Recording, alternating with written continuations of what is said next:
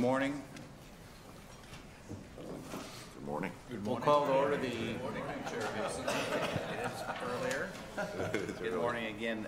We will call to order the meeting of the Board of Regents of the University of Minnesota. We'll begin today's meeting by recognizing new Regents Professor Ann Maston. President Kaler, would you join me at the podium? Sure.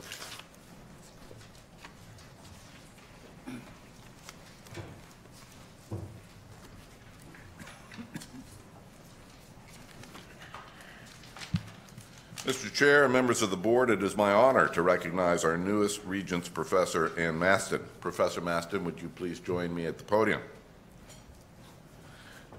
To be named a Regents Professor is to receive the highest honor awarded to a University of Minnesota faculty member. The Regents Professorship was created by the Board of Regents in 1965 with support from the University Foundation. There are only 30 Regents Professors on our illustrious faculty at any one time. And by my calculation, over the past 50 years, we have had literally thousands of faculty members. And in that period of time, there have been 96 Regents Professors. It's a pretty selective honor, indeed. Regents Professors exhibit outstanding academic distinction as judged by the scope and quality of their scholarly or artistic work, and the quality of their teaching and their contributions to the public good. And Professor Ann Maston qualifies in a spectacular way. The Irving B. Harris Professor of Child Psychology in our world-renowned Institute of Child Development, Professor Maston has devoted her scholarship and her life to discovering ways to help children who have faced unimaginable adversity grow into stable and productive adults. She came to the university in 1976 for doctoral work in clinical psychology, and thankfully, she's never left. She has been a full professor since 1996 and served as director of the department chair from 1999 to 2005. A world-leading expert on the topic of resilience in children, she is an advocate for our youngest and most vulnerable citizens. She is an ideal and wonderful addition to our most honored group of faculty. And thank you for your service to the university and for your scholarship and community engagement locally and around the world. Congratulations. Thank you.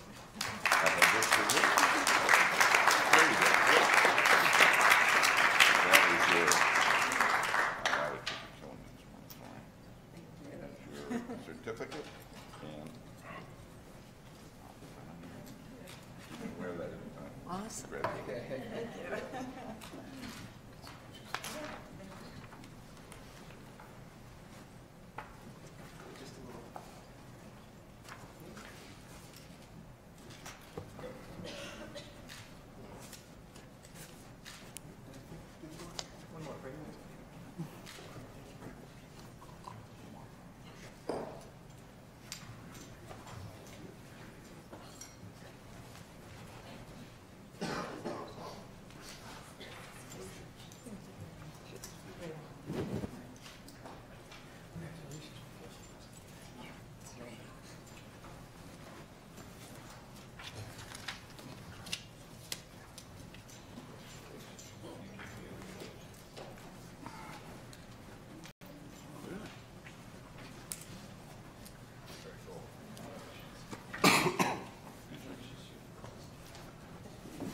Provost Hanson, would you please come to the podium for your presentation?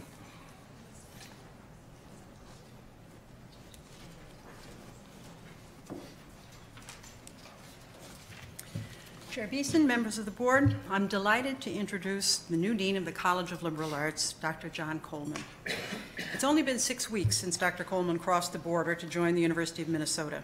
He comes to us from the University of Wisconsin-Madison, where he served as chair of the Political Science Department since 2007, a department he'd been part of for more than 20 years. Prior to his time at Madison, Dr. Coleman held positions at the University of Texas at Austin, and he also spent some time at the Harvard Graduate School of Business Administration. At Madison, he became known as a trustworthy and highly effective academic leader, one whose style is thoughtful and collaborative, yet decisive. He also played an active role in bringing the mission and the work of the university to the broader community and articulating the role of the university in serving the greater good of the state of Wisconsin. We expect the same, only more, on this side of the river. Dr. Coleman has been a strong and persuasive advocate for the liberal arts, which will be critical as he forges and sustains a vision for the universities, in fact, the state's largest college. John, I look forward to seeing that vision come to fruition, so would you please join us at the podium to say a few words.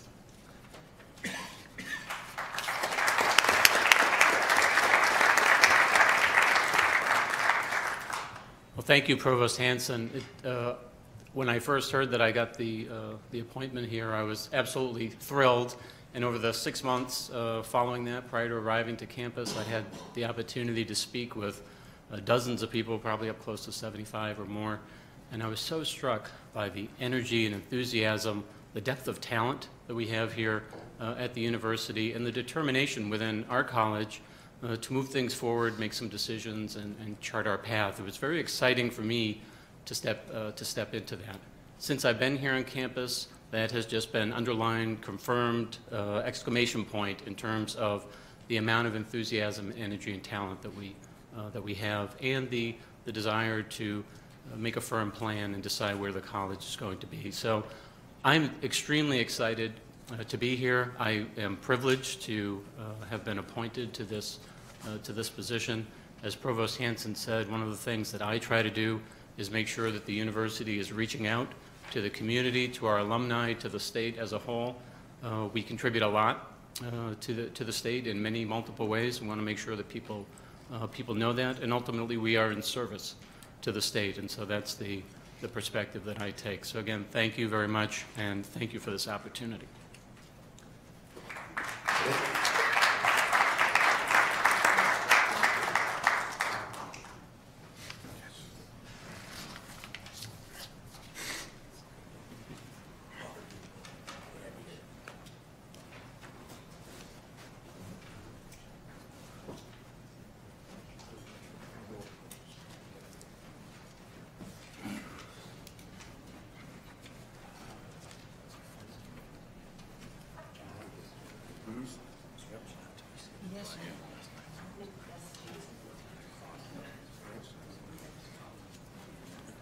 Mr. Chair, members of the board, it's my pleasure to introduce the new chair of our Faculty Consultative Committee, Professor Rebecca Ropers-Hillman.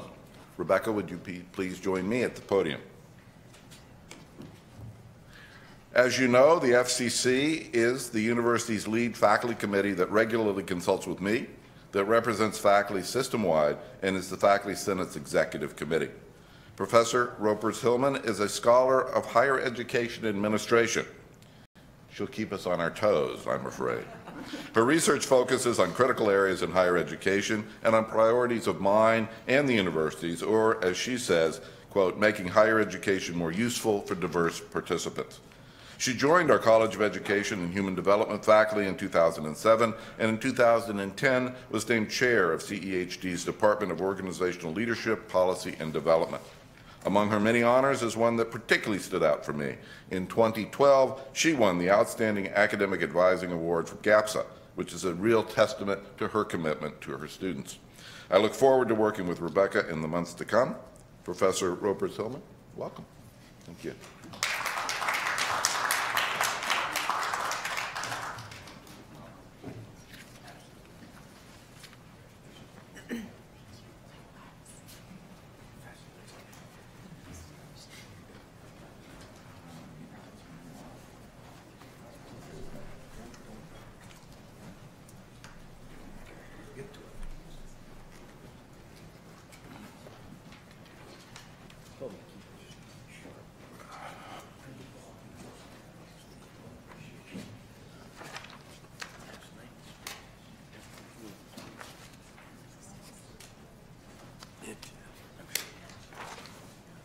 Next is a report of the President, and President Kaler, I'd ask you to share your September report with us. Thank you, Chair Beeson. The 2014-15 academic year, now only 11 days old, got off to an exciting and very fast start, as I'll show you.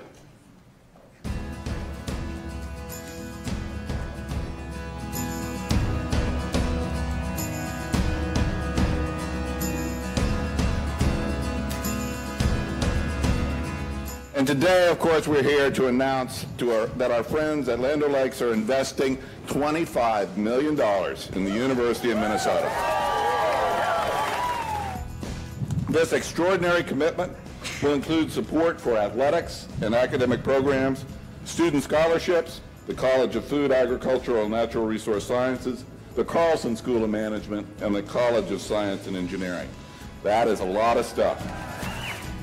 This event marks an important chapter in our growth story at Land O'Lakes. This contribution also increases our visibility on campus and our interaction with the tremendous talent that all of you represent, faculty and students alike. So, Mr. Chair, members of the board, we talk a lot about interdisciplinary teaching and scholarship, about the power of philanthropy, and about collaboration as a key to our continued excellence. And our partnership with Land O'Lakes is a model for all of that. It is wholly focused on student academic and career success in 3 colleges and academic programs in intercollegiate athletics.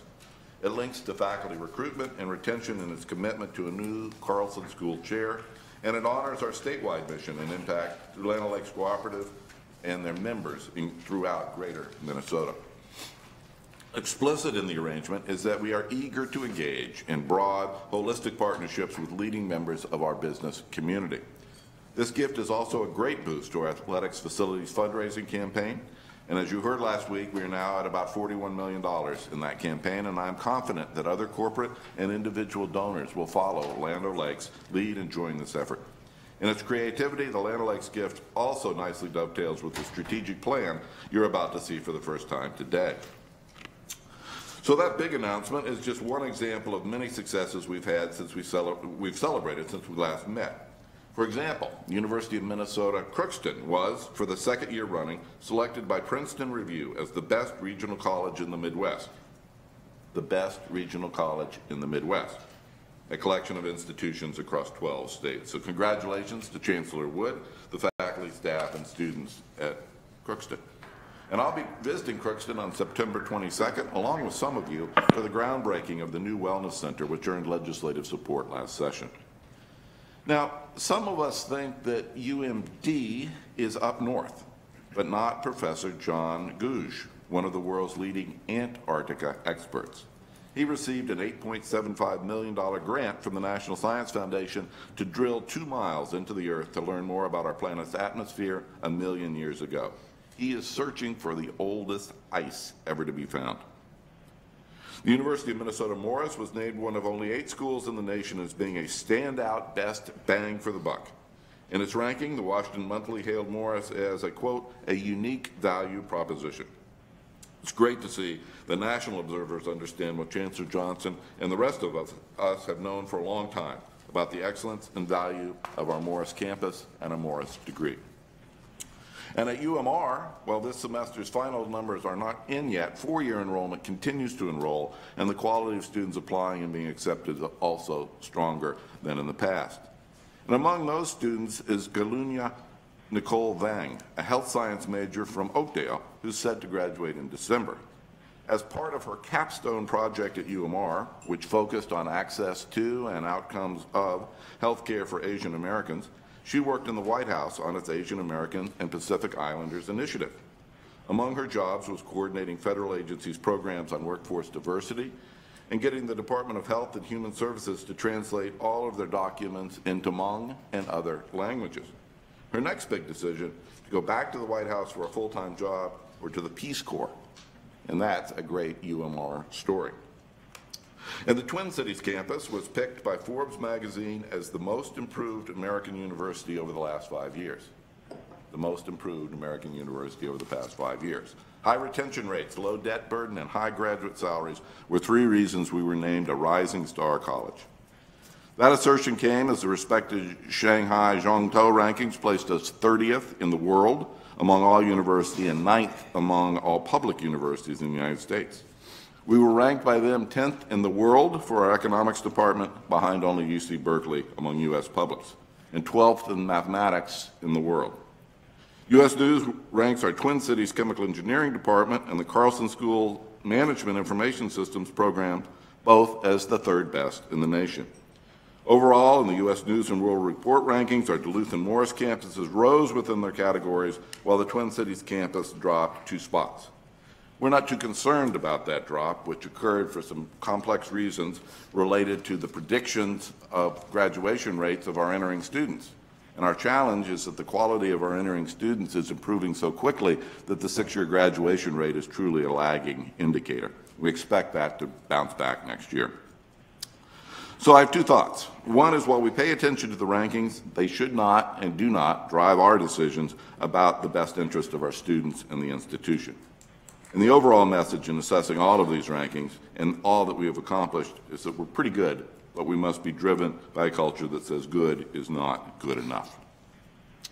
In other matters, I participated in a major announcement last month at our Humphrey School about Generation Next, the coalition working to close the inexcusable achievement gap in Minnesota. Generation Next announced that it will focus on implementing research-based tactics for the Minneapolis and St. Paul public schools that include developmental screening for 3-year-olds, tutors for elementary students, and mentors to help older students choose academic plans that will lead them towards their dream careers. We at the U are offering our resources and expertise to this important effort. I also visited Farm Fest and key partners in Southwest Minnesota to strengthen our important relationships with the agribusiness community. I always find my Farm Fest experiences very enjoyable. Days after traveling to Redwood County, I departed on a 6-day business trip to Norway to meet leaders of 4 universities. I also met with members of Norway's parliament and with leaders of Norway's innovation and business communities.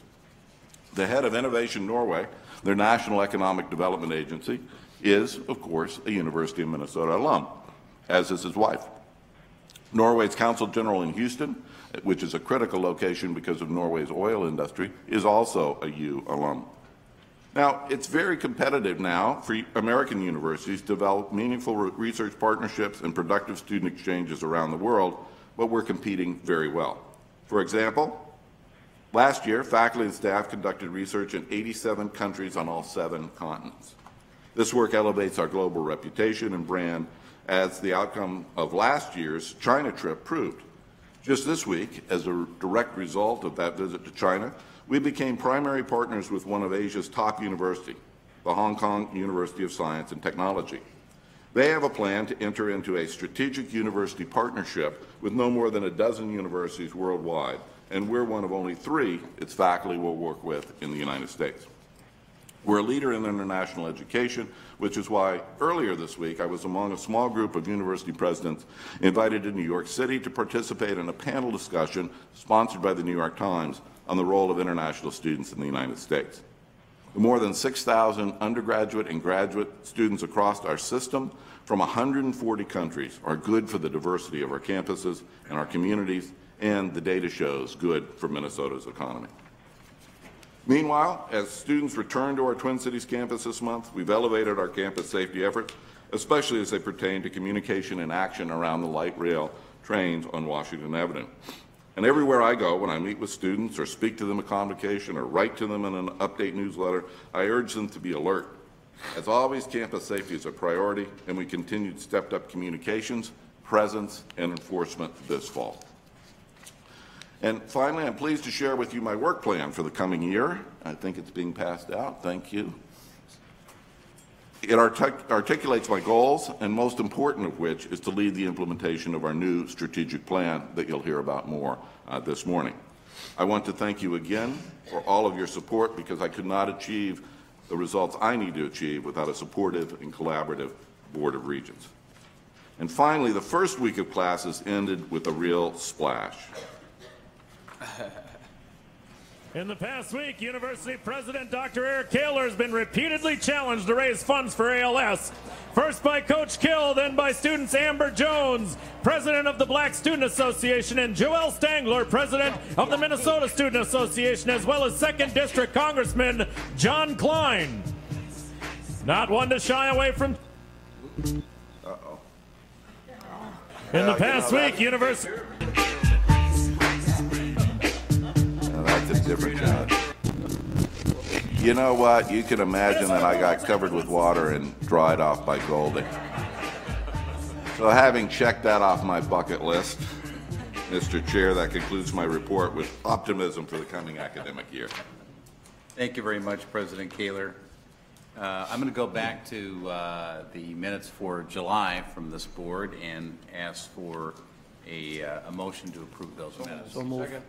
There is a motion, and I'll take Regent Devine's motion as a second. Are there any comments? Any discussion? Not hearing any. All those in favor say aye. Aye. Against? Aye.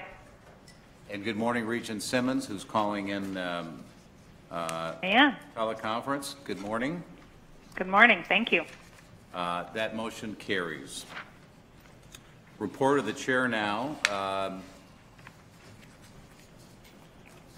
It's wonderful, of course, to see students back in classes and feel the excitement that comes with the start of a new academic year. 2 years ago, I participated in the new student convocation along with 7 of my colleagues here on the board. It was an energetic and exciting event for the class of 2018. We're honored to be part of it. Following our last board meeting in July, the board Regents traveled to St. Cloud for a retreat. In addition to spending time with business and economic leaders in the Granite City, it's an opportunity to step back from our normal work and think about our priorities for the year ahead. And so today I wanted to outline what those 5 priorities are. Number 1, complete the Twin Cities strategic plan and begin outcome-based implementation that reinforces a culture of excellence. Number 2, strengthen the academic health sciences and University of Minnesota Health Delivery Partnership. Number 3, support system-wide initiatives promoting excellence through resource prioritization and continue progress toward meeting or exceeding a goal of $90 million in administrative costs by 2019. Number 4, deepen understanding of how demographic trends will impact tuition, financial aid, cost models, and enrollment profile across the system. Last, creating guiding principles for long-range Twin Cities campus planning and neighborhood engagement. These priorities, of course, are intended to assist the President and the senior leadership group in advancing their work plans, and then also to guide the board's agenda and committee work throughout the year. We're looking for complete alignment. We look forward to making progress in these areas. And then, moving on, we are you have received and we will file reports for the annual report on legal matters, the annual asset management report, and the quarterly report of grant and contract activity. Next, consent report. We have gifts and appointment of Umore Development LLC University Governor. This is for review and action. Are there any comments on these?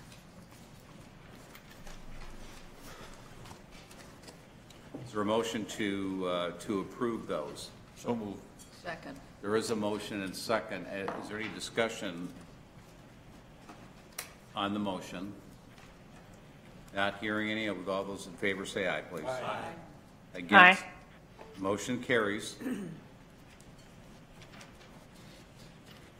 Next item is the is an important and earlier reference presentation of our strategic plan for the Twin Cities campus. So I'd like to invite Provost Karen Hansen to the table, who will walk us through this. But before I turn this over to President Kaler for some comments, I do want to acknowledge the really tremendous amount of work that's gone in throughout the university.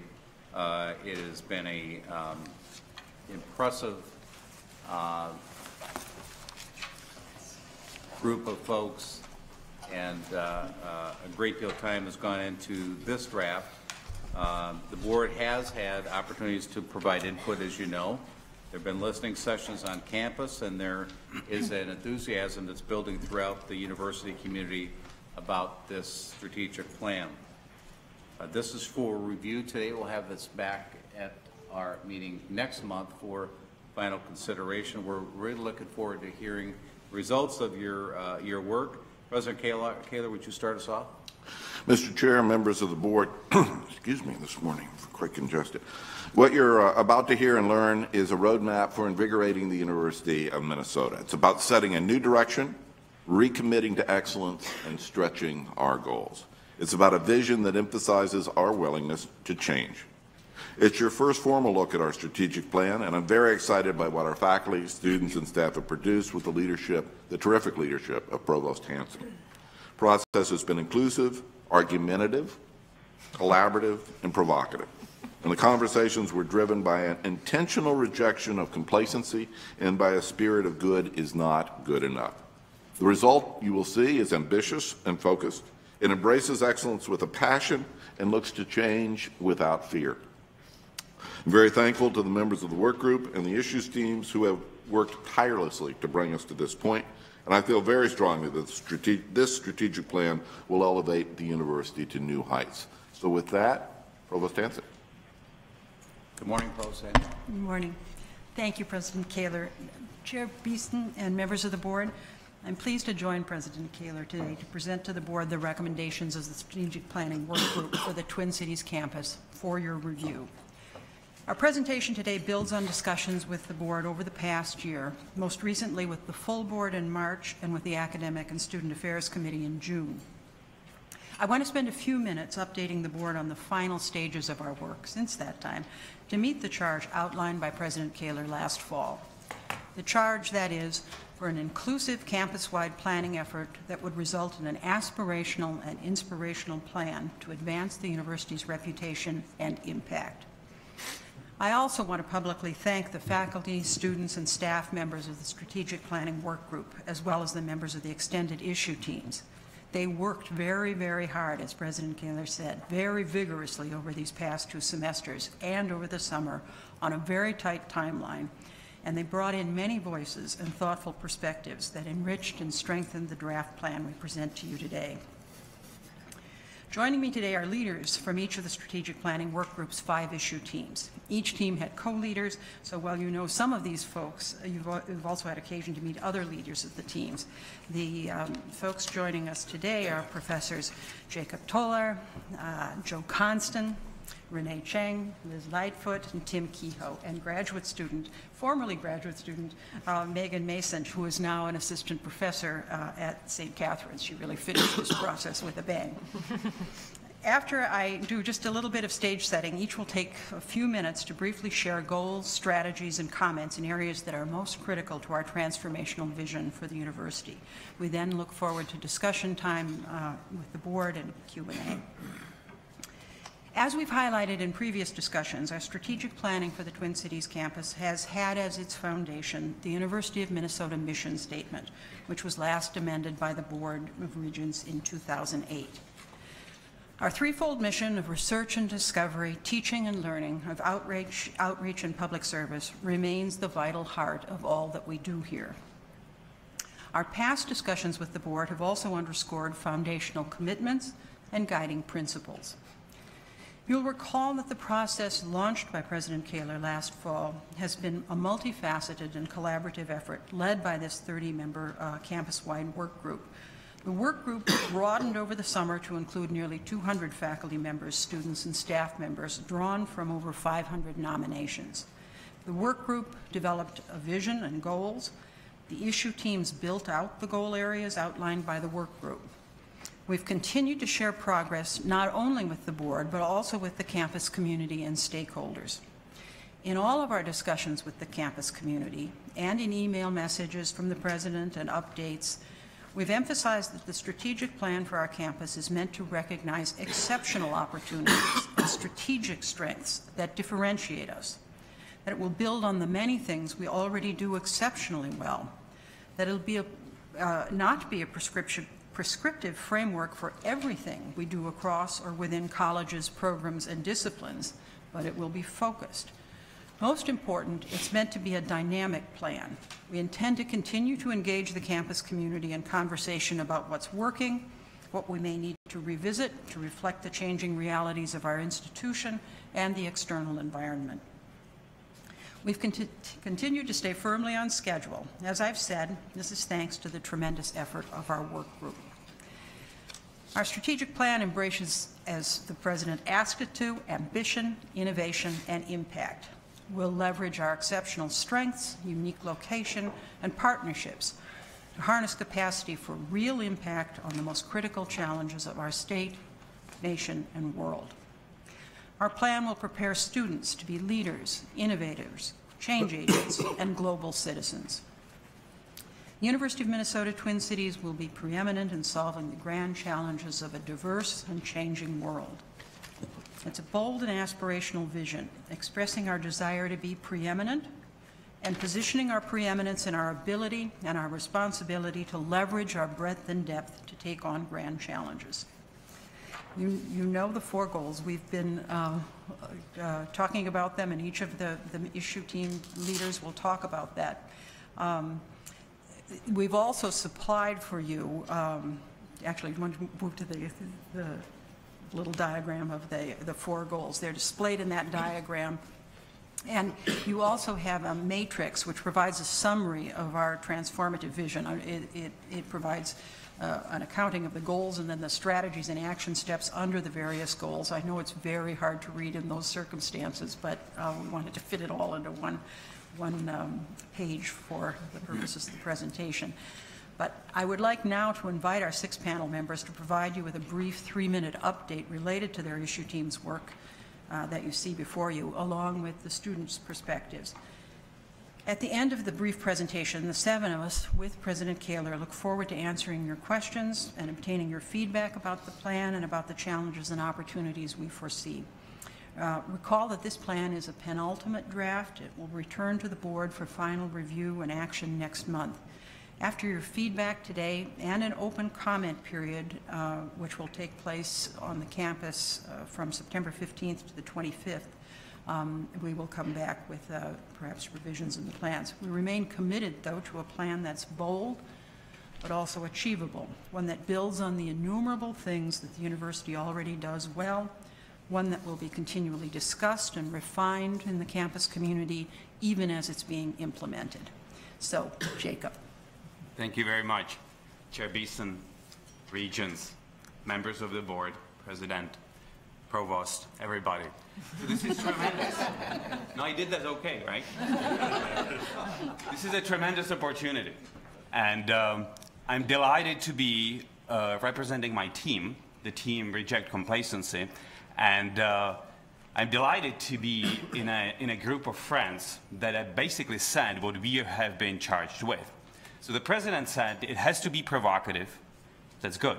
We need to adapt to a changing environment of the university to be competitive. And I have been honored to be a representative of a team on the strategic plan of the provost that has cut across the whole strata of the university. So we had everybody from the humanities, from the sciences, from the facilities of management. We had administrations. And what came to the focus is that we will do extraordinarily well, or by contrast, extraordinarily poorly, unless we see, or if we see, the contact, the bridge between the personal and the collective. The personal need that we all need to feel that our own lives are directed towards fine and worthy goals, and taking that ambition, guiding that ambition, gripping the soul of this ambition into a collective and making this university into a unique place that what is today in our future, but what will be seen by people who come after us as a time and place of excellence. So I have been given a tremendous opportunity by being in the team that showed me what I already knew, that the talent, that the people are not a problem. The talent and the willingness to work at this university is enormous. That's why some of us have been here for decades, because we feel that this is the right place to be. However, the complacent part, plays a huge and really pervasive role in many, many things that we do and slows us down. So the way to go about this, in my opinion, is to reimagine, recalibrate what we admire about this university and see it again for what it really is. It is a unique place in the society, not just this university, but academia in general, to have ideas. We are actually asked to have ideas, and we are in a way rewarded for having ideas that have to be, by definition, contrarian sometimes, critical sometimes, and out of the box sometimes. And we also have built around this environment a system of testing ground, because we never know whether the ideas are any good at the inception of the idea when they are fragile and new. So that's why we need the seminar rooms in the humanities. That's why we need the clinics in the medical school. That's why we need the laboratories in the engineering and other places of the university to vet these ideas and to bring them forth. So the corollary to that is that the risk is a good thing. University and academia is, in my opinion, one of these systems, such as brain or muscle or other things, that benefit from stress. This is actually a good thing to have, sort of, to push people a little bit to the level of their intermediate anxiety, if you will. You know, that they are not bored by something that's very simple and not paralyzed by something that's very difficult, but somewhere in the middle of this. But working outside of comfort zone is what we are after in the team of the Rejecting Complacency. This is where we provide the best insights and we can externalize them to others. And then the person. So to have the productive risk-taking, I think, you know, has to be paired with the fact that we all are seeking something that's meaningful about our work. So the meaning comes, I think, on a very simple way, that we all feel that we would like to make this world a better place. But also what it is, that the institutions such as university can take the talents and passions that we have and make them, put them in a good use, externalize, you know, these things that we would like to see ourselves in a reflection of what we do, and ourselves as perceived by others as something that collectively makes sense. And if we can do this as a part of the strategic plan, as a part of what we do, as a part of the team of Rejecting Complacency, we have accomplished our goal. 3 comments about what the weakness of this is. Because the hubris is difficult. The hubris of concept can be contradictory because it may backfire in a way. If the sentence is vague or the goal is imprecise, the metric is not there. So we will be faced with skepticism of sorts, you know, because people have seen strategic plans come and go. People have seen, you know, administrative burden being added by strategic plans to what they already are working on 10 or 12 hours a day. And then it's not for everybody. There will be people who are already so accomplished, you know, that then no strategic plan really is going to help them do much more because they are really at the limit, at the top of what we have, you know, at the university. But it's okay. I think it's fine. The granularity is okay because we are, in a way, trying to point to the people who have been this way all along. The Norman Borlaug's, you know, the Robert Goods in bone marrow transplant, the, you know, with Regent Johnson we talked about Walt Lillehei. These people, they were none of them were complacent, right? And we need to match them, in my opinion, and point to the true leaders today and use them as aspiration and inspiration for today of the greats that we have amongst us. You know, this can be Mark Jenkins in immunology. This can be Joe Metzger in physiology, Bruce Blazer in immunology. These people are around, you know, so we can point to them and say and reward their excellence. At Thank the you. same time, We're going to need to. We're on the clock right now, so thank you very much. Half a sentence, right? So I'm honored to be a part of this process, and we will do everything we can to make it work. Thank you, Chair Beasley. Next presenters, I'm going to keep this to 2 minutes each. We just really are we want to have time to be able to ask you the questions as you make your comments. Next, please. Absolutely. Chair Beeson, members of the board, I'm just going to say a few words about why the team that looked at the research in Grand Challenges was so excited about research in Grand Challenges. And it's not simply the idea that these are important problems, whether you're talking about food or vibrant communities or the environment. It's the fact that Grand Challenges have a couple of properties that pursuing them transforms the university in a way that makes us a better place. One of them is that it weaves together those 3 parts of our mission that can too often become separated.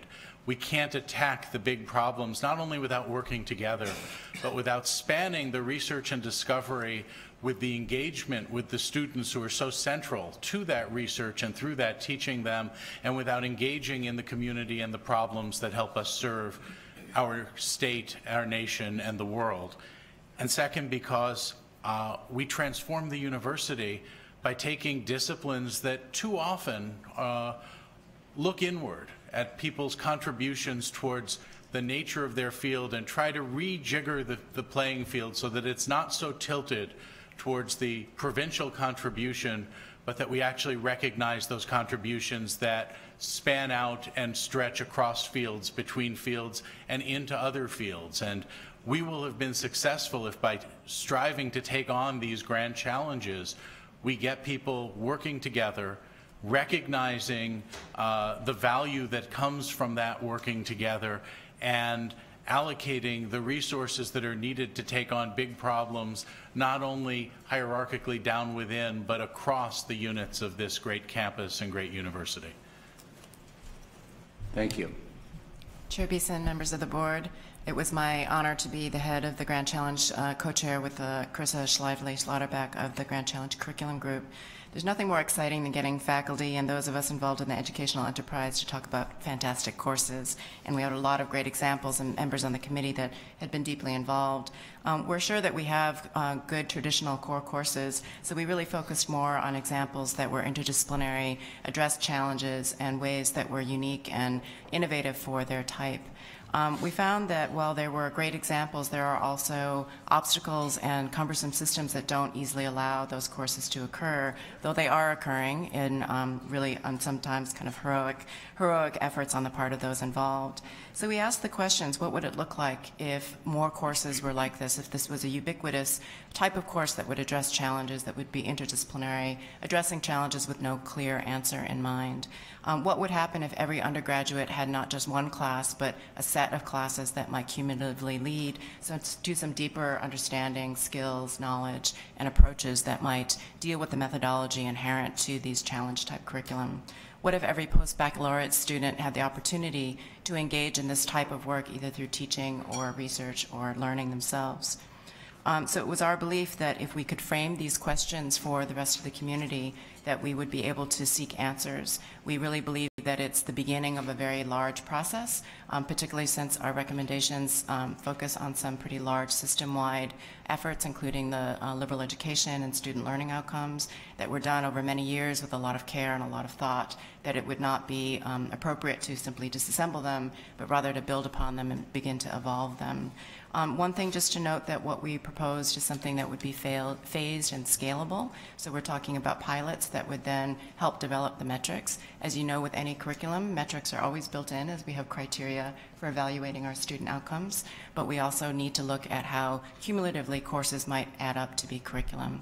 So we really saw this as an opportunity to inflect the university from what might be historically an inward-focused institution, and I'm not necessarily talking about the University of Minnesota, but any institution of higher learning, to inflect and pivot towards a more outward-engaged institution of higher education. Chair Beeson, members of the board, my name is Liz Lightfoot, and I was the co-chair of the engagement and unique location issue team. One thing that makes the University of Minnesota unique as a land-grant research extensive university is our location in a major metropolitan area with Fortune 500 companies like Land O'Lakes, innovative startups, arts, music, dance, groundbreaking nonprofit sectors, abundant cultural and natural resources, and an increasingly diverse population. And so our issue team and the whole strategic planning committee felt that because of our unique location, the University of Minnesota has unparalleled opportunities to advance community-engaged research and teaching that has both high local impact as well as high global impact. And while there certainly is a lot of engaged scholarship and teaching going on right now, and we met with many engaged researchers and teachers as our issue team over the summer, there are also real roadblocks to university community partnerships.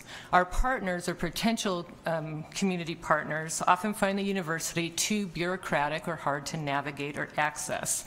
And while there isn't one front door to the university, and that's generally a good thing because there's people being creative and innovating and using their contacts, it can sometimes be confusing for our community partners to know which door to enter or how to enter or whether other people in their organization are entering other doors.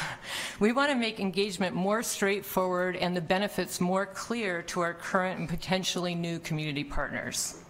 At the university, researchers, teachers, and staff sometimes worry that their engagement efforts aren't counted in their annual reviews or their merit reviews, tenure reviews, or are considered an add-on to the real work of the university, instead of viewed as essential. Building an engagement culture with structures supporting engagement and rewarding engagement at the University of Minnesota will be transformative in that engaged scholarship, defined broadly, scholarship is research, teaching, other things, will be treated as essential to teaching and research at the University of Minnesota. And we all recognize that innovative work increasingly requires community engagement that involves true partnerships between people at the university and people in the community. And developing new structures that evaluate engagement across the university at the most basic level, maybe looking at the 712 statements for tenure and promotion, and pathways for students to do engaged learning, and scholarship will assist in this.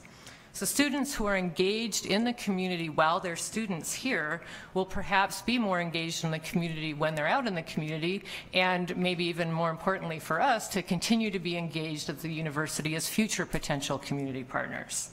So convening around the Grand Challenges is a good first step for building this engagement culture, as we can bring business, communities, and university partners together around the Grand Challenges. Thank you. Thank you very much. Thank you, Chair Beeson, members of the board. I was on the committee with, and the other head was Will Durfee from Mechanical Engineering, where we were talking about recruiting, promoting from within, and retaining field-shaping researchers and teachers. But that word "and" I don't like, so put like a slash in there. People who are both teachers and researchers. I'm excited about this. You know, I've been here at the university 28 years. I've been on a lot of committees. But I think we have a chance to do something new, to make this a place where somebody who is a teacher researcher is more apt to hear yes from an administrator than no, where there's going to be less bureaucratic burdens. Because that's the kind of university we need if we want excellence. But you know, with that increased opportunity and flexibility, there's responsibility and accountability. We can't be afraid of failure.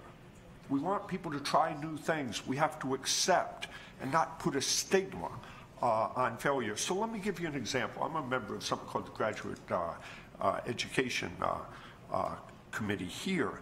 And one thing we do is approve new graduate programs. We're always getting proposals for new graduate programs, new interdisciplinary centers for graduate studies. So those are easy to approve. But you know, over time, you can get a bureaucracy just exploding as you have all kinds of new things coming up. Well, you got to review how they do. Some of these programs outlive their usefulness. You have to acknowledge that failure. You need to have it move very smoothly. People are not stigmatized by proposing something that doesn't work. But if it doesn't work, you just move on. That's the kind of thing. I think this is what Professor Tola was talking about with rejecting complacency. We have to be flexible, but we have to be responsible and accountable. Now, recruiting people from the outside, that's going to take financial resources, and we want to enlist your help with the legislature and the community. But there's lots of quick wins. You know, we just do things the same old way. Bring people to campus, there's really easy things. We tell them about the retirement benefits here that are better than our competitors. We're not better than our competitors in everything as far as compensation, but there are some things that people don't even know about when they come here. Who are the administrators that most people deal with? Department heads.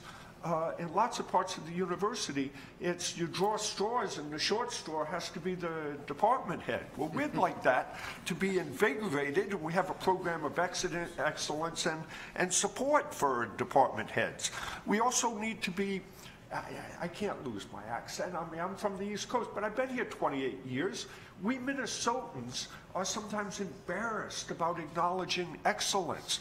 Well, we have to have, we have these McKnight programs. Well, we have to expand things like that and acknowledge excellence and cultivate the good people, as Jacob was talking about, that we already have here. We have a whole list of selections, of suggestions, and you know, this document has a lot of them. If we can implement these things, we can transform the university. We have a lot of good people here. We have to make it more flexible, more opportunities, but with responsibility, accountability. I'm excited about it. Thank you very much. Thank you. Thank you very much. Professor Mason, welcome back to the University of Minnesota. Thank you, Chair Beeson. I haven't been gone, but what, a month or two? But anyway, so thank you. I'm here to provide the student perspectives to you, Chair Beeson, and members of the board. So what I'm going to try to do is highlight one or two things from each of the 5 categories that you've heard already and how I see the students interacting with that part of the strategic plan. So I always say, though, I'm very pleased at how intertwined the student experience has been in all of the discussions that we've had as a work group, and that it is a very student-focused strategic plan, even when you may not see the word student in there often. So hopefully I can provide some perspectives for you on how that might be relevant to our student body. So I'll start with the Grand Challenges research team, where we're really trying to promote cross-disciplinary training for graduate students. And I think that that's an excellent way to prepare them for future work with collaborators that may not be in their field, give them new ways of thinking, and help them work on something maybe bigger than they were originally hoping for when they came to start their graduate studies. Often you think within the confines of your own discipline, when you start to train them in other fields as well, that their knowledge really grows and their interest grows, and maybe they can contribute more deeply to the field than they were able to do before. I think the major challenge in this arena is funding structures for fellowships and traineeships, and then also faculty openness to including these other perspectives in students' theses, dissertations, and research work where the faculty may not have their own expertise. So really making sure that we challenge faculty to accept these broader interdisciplinary opportunities is really important. Similarly, in the area of Grand Challenges curriculum, I think the students are very excited about the opportunity to interface between the undergraduate, graduate, and professional students, whether that be in the shape of facilitators of some of these new curriculum that are developing, lecturers, and then opportunities to learn together across maybe degree paths. I think the major challenge here, again, is that in the undergraduate arena, as Renee mentioned, not just to kind of consume knowledge while students are at the university, but to contribute to it, that every student can touch this new curriculum design, I think is really critical.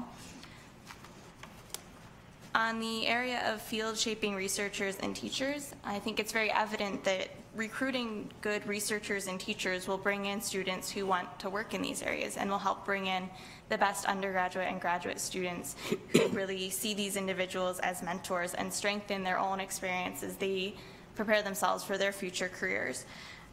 The challenge here is that we need to make sure that mentorship is available to those students, that if we actually see our students as the next generation of field-shaping researchers and teachers, that we're training them in that way as well. So not that we're just bringing in these excellent people, but that they are helping to bring those characteristics to life in our own students. In the area of reciprocal engagement, I think that it's very similar to the field-shaping researchers and teachers that, again, mentorship and training of these students in reciprocal engagement will be critical in their own academic success and professional success when they leave the university. And I hope that students can kind of bring energy to these efforts, that they're the manpower behind a lot of these engagement opportunities. And then finally, with rejecting complacency, the highlight that I'd like to make here is in changing the climate of the university to a place that's more diverse, more accountable, and more civil. And that doesn't just pertain to the faculty and staff here, but that also reaches down to the students. And so with that, I'll conclude the student remarks and turn back to Provost Hanson. Thank you. Chair Beeson, members of the board, that concludes our presentation, and we are looking forward eagerly to comments and discussion. Well, thank you very much, presenters, and Provost Hanson for the work today and for your work in on the committees, in the work groups, and everything else that you do for the university. So this sets us up for discussion today. I know the board's has questions and comments, so I will open this up at this point to my colleagues. Mr. Chairman? Dean Regent Johnson, please. Thank you, Mr. Chairman. First, thank you all for your work and dedication on this task. Your enthusiasm for the university is infectious, certainly, and we appreciate it. My question is this. Having been involved, as all of us have, with organizations, and we set forth with a strategic plan. I would venture to say if you go to most organizations, the strategic plan is sitting on the shelf someplace gathering dust. I don't think this plan will gather dust, but how do you intend to implement it throughout the rank and file faculty and staff and of this university? Provost Hanson, do you want to? Chair Beeson and Regent Johnson, and you know, perhaps others would like to speak too, but we're all rank and file, and we've all been talking with our peers, with our university community, and with our external stakeholders throughout this process. They've been involved and they've helped shape the plan. I think we're finding already people are committed to this direction. So I think there'll be a great deal of enthusiasm. And we've promised over and over again this will not be on the shelf gathering dust, and that people are to hold us to this promise collectively, or to hold one another to that promise. We will, of course, have this discussion today. We'll have a question and comment period that extends through September, and then we'll come back to the board in October. We hope for approval of the plan. But even in the meantime, we are undertaking a number of steps to begin thinking about exactly how the implementation process works. And there's a great deal of enthusiasm for it. So.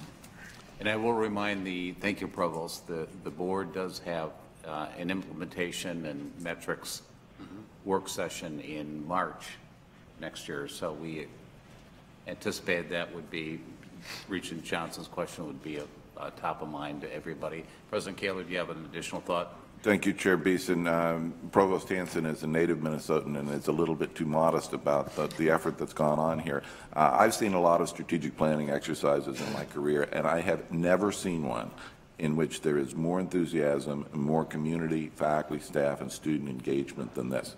The listening sessions have had hundreds of people volunteered to be on the implementation teams and the issue teams. This is remarkably well embraced by our community, and it will be implemented. Professor Toller, I think you had a question. Chair Beeson, Regent Johnson, others, Provost. I'll be very brief now.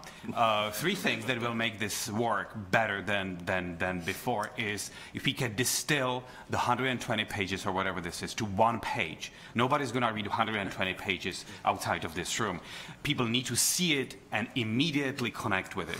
Second is it has to give them something, anything, something that's going to change their daily life in a positive way, concrete bullet. And third, there has to be a follow-up. It has to be better than a flash of brilliance today and then nothing for a year. Thank you. Well put. I think we all agree with that. Let me just get a couple questions from Regents, then we'll come back to the panelists. Regent Devine. Thank you, Chairman Beeson. Yeah, I want to echo what Eric just said. I know that the amount of effort that's gone into this plan is unlike anything that I've seen before, and certainly the outpouring of the numbers of people that I've seen that have participated along the way observationally has really been remarkable. You've created a great deal of enthusiasm, those of you that have worked real closely with this. This will certainly be, I think, the centerpiece of the Kaler administration, the roadmap going forward for this board and for President Kaler. And I think the community, I think the state is ready to really embrace a new, exciting direction. And I think that can't be heralded enough. I want to point out, I want to share two observations that I look at and would like to have you maybe address. The building of new cultures has been mentioned, and I think that should be and will be hopefully one of the hallmarks of what's going to be accomplished in this plan.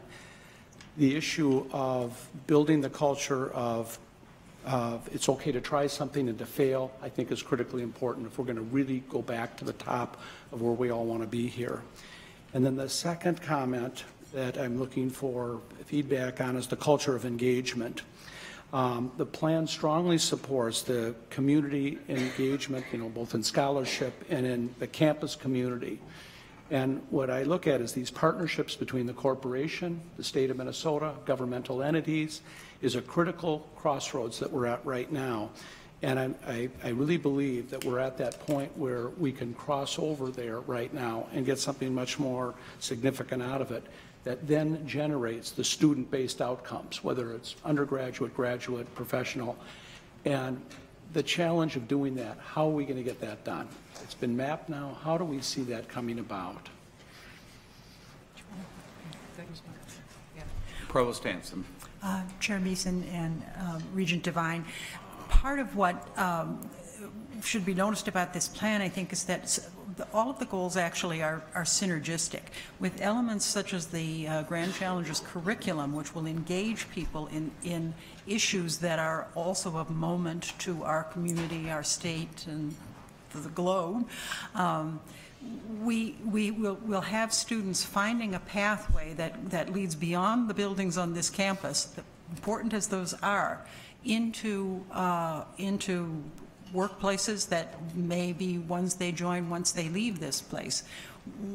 A part of what is behind the vision of education that the work group articulated is that we want to make sense of what is very special about our being a residential educational institution in this great metropolitan area, connected to major companies, connected to communities that are vibrant and changing in a whole variety of ways that will help us see our link and help our students see their link from the place they are right now, working with field-shaping teachers and researchers, out into a much broader world, the world beyond the confines of the campus, and then the beyond the confines of our local area.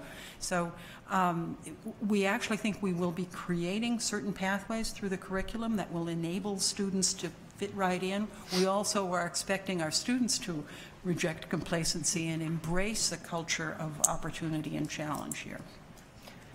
I can speak to the engagement with the community part a little bit, and I think our issue team thought a lot about this. How do we change a culture around engagement? That's easier to say than do, for sure.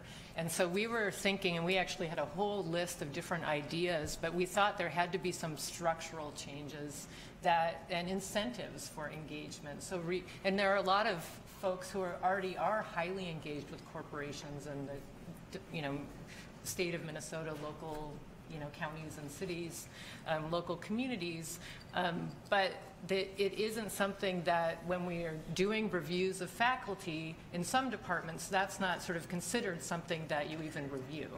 And so I'm from the School of Social Work. We do in the School of Social Work have engagement written right into our 712 document for promotion and tenure. So it's something that people are reviewed upon every time, and they have to talk about it one way or the other. And that's one way that you can sort of bring this into changing culture, if it's something that people have to think about, even if they skip that section in their annual review, that it's a section that is gone over every time. So that's one sort of concrete way, and we think that we need to actually have these concrete ways to change culture. You can't just tell people time to be engaged.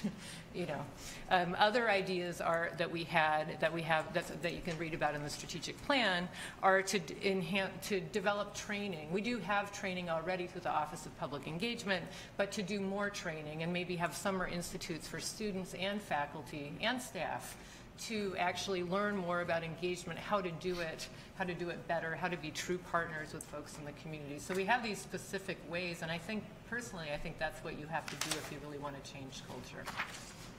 Thank you. Regional Murray. Thank you, Chair Beeson.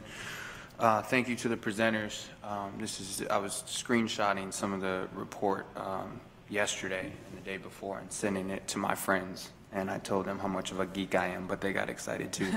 I also want to acknowledge the tremendous amount of staff work that went into this, because I know how much work that's done, and they may not be at the table, but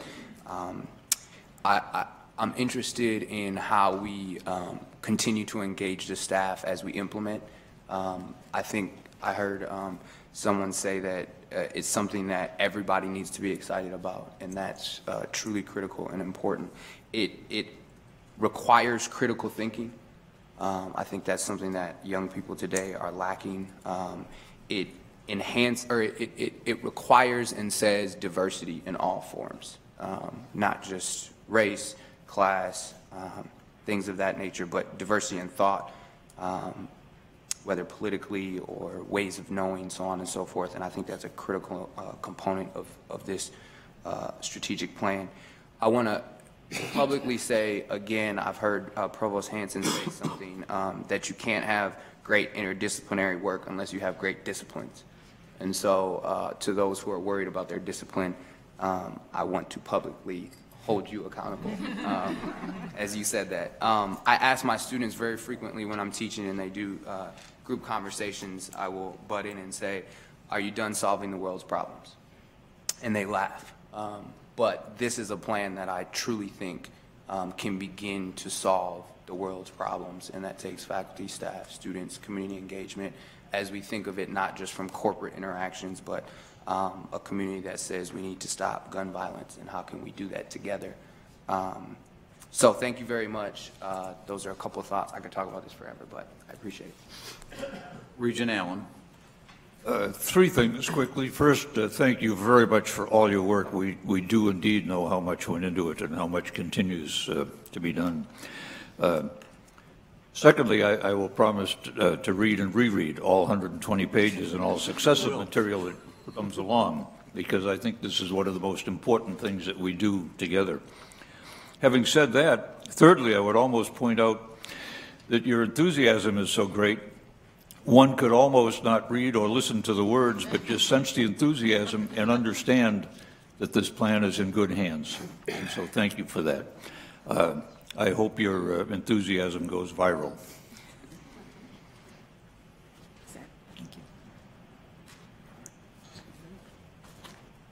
Does that conclude your comments, Regent Allen, then? I could pick up more. I lost track of the three. Regent Cohen. Thanks, Chair Beeson. First of all, I want to say how much I really embrace this plan, and I'm thrilled that so many people in the university also embrace it, and also appreciate so much the enormous hard work and enthusiasm that went into all of you, what all of you have done and the work you've done. Of course, the transformation of the university is going to depend on the implementation, and I was glad to see at the top of President Kaler's goals is implementation of the strategic plan. That's number one.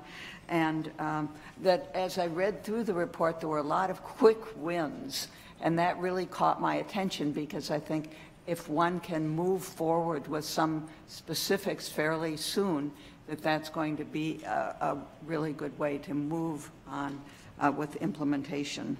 And then I have to mention that I loved what Professor Tolar said about the intermediate anxiety and productive risk-taking. So I hope we hang on to both of those. Not too much anxiety, but enough.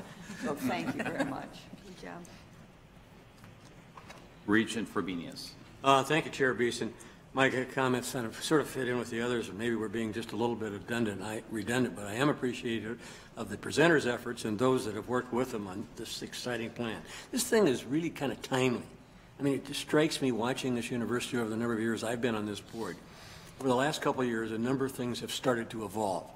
And I think what this plan does is come along with the effort to focus the evolving culture and the evolving values of this university to make it an even more relevant place while continuing to raise a level of excellence.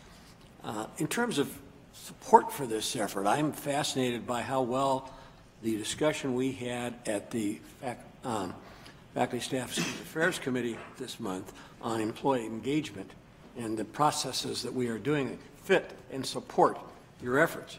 And so I think, President Kaler, you're setting the groundwork up in a variety of ways to be supportive of this effort, and I hope this board can continue to be supportive of that effort. You've all talked about the difficulties of putting metrics around this. You'll find a way to do that.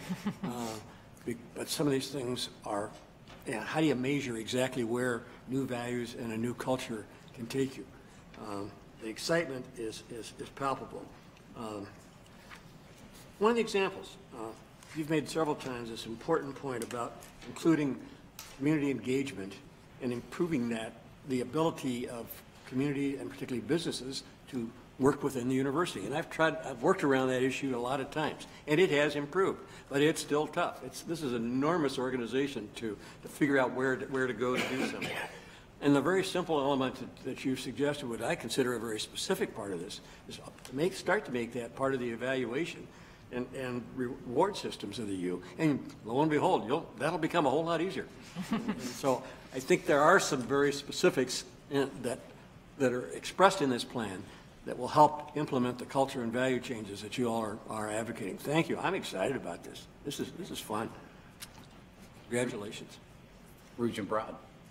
Thank you, Mr. Chairman. And first of all, accept my apology. I had something that took me away for part of your presentation, but I wanted to assure you that I have read the report and I have some additional comments along the way that I'll make sure that I get forward. But I just wanted to quickly thank you for your work, but also, make the note that a lot of strategic plans, I think, focus on the definition of a place that they want to go, or the definition of what success means to an organization. And I really believe that this plan, from reading it, focuses on a culture of progress, not a place of progress. And that culture of progress and that culture of action, I think, shows it shows very brightly in the strategic plan. And I just wanted to thank you for that, because I think that is what will create sustainability for the tactics that are required to actually execute and implement the plan.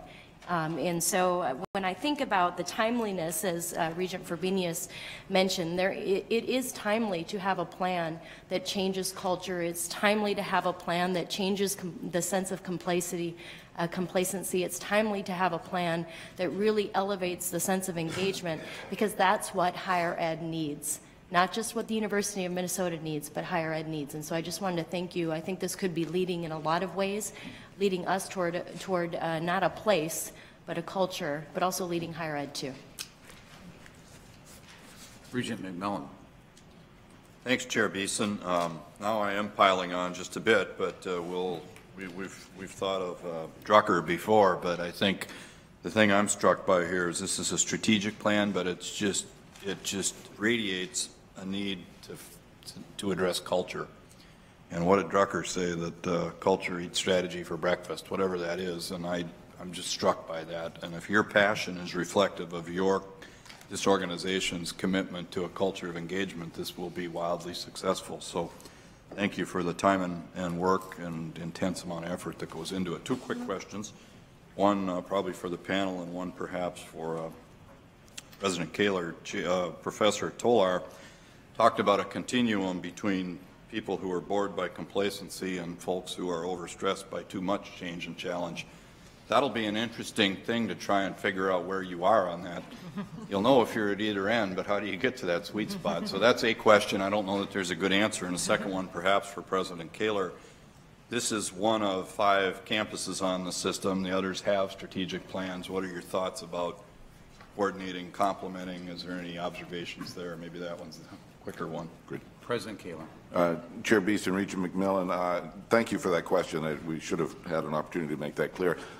Each of the campuses in the system has a strategic plan at one stage of development or another.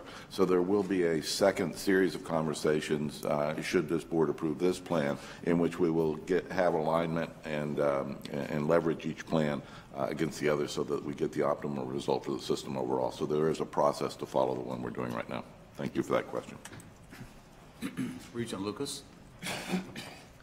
Well, I was noticing I'm the only one that hasn't said anything, but I share the enthusiasm. I thank you for your energy, and I think my colleagues have said it all, but thank you so much.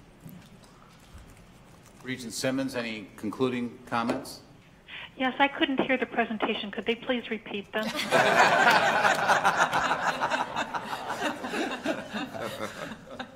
I've just add my voice of enthusiasm. Thank you very much. Thank you. And I think Professor Ching, you had your hand up earlier, and we've got a couple minutes, so I'll open it up to the presenters to bring to wrap and get your concluding comments. Chair Beeson, just in response to, I think, what is a collection of the questions that members of the board have raised about how do you strike this balance, how do you evaluate, how do people get to that point of between unproductive stress and unproductive lack of stress. Part of the answer to that and the essence of the strategic plan, and for my section I would say, well, it's in pages 27 to 29. I think other sections are in other places, but I don't want this to sound like an old Dianetics TV commercial. But the answer to that is partly what the essence of strategy is. It's embracing something that is challenging and exciting while knowing what your focus is. And from the research perspective, probably half of what our task force spent its time on is what's the appropriate focus for a research university when we talk about grand challenges. And it doesn't mean we should solve all the world's problems.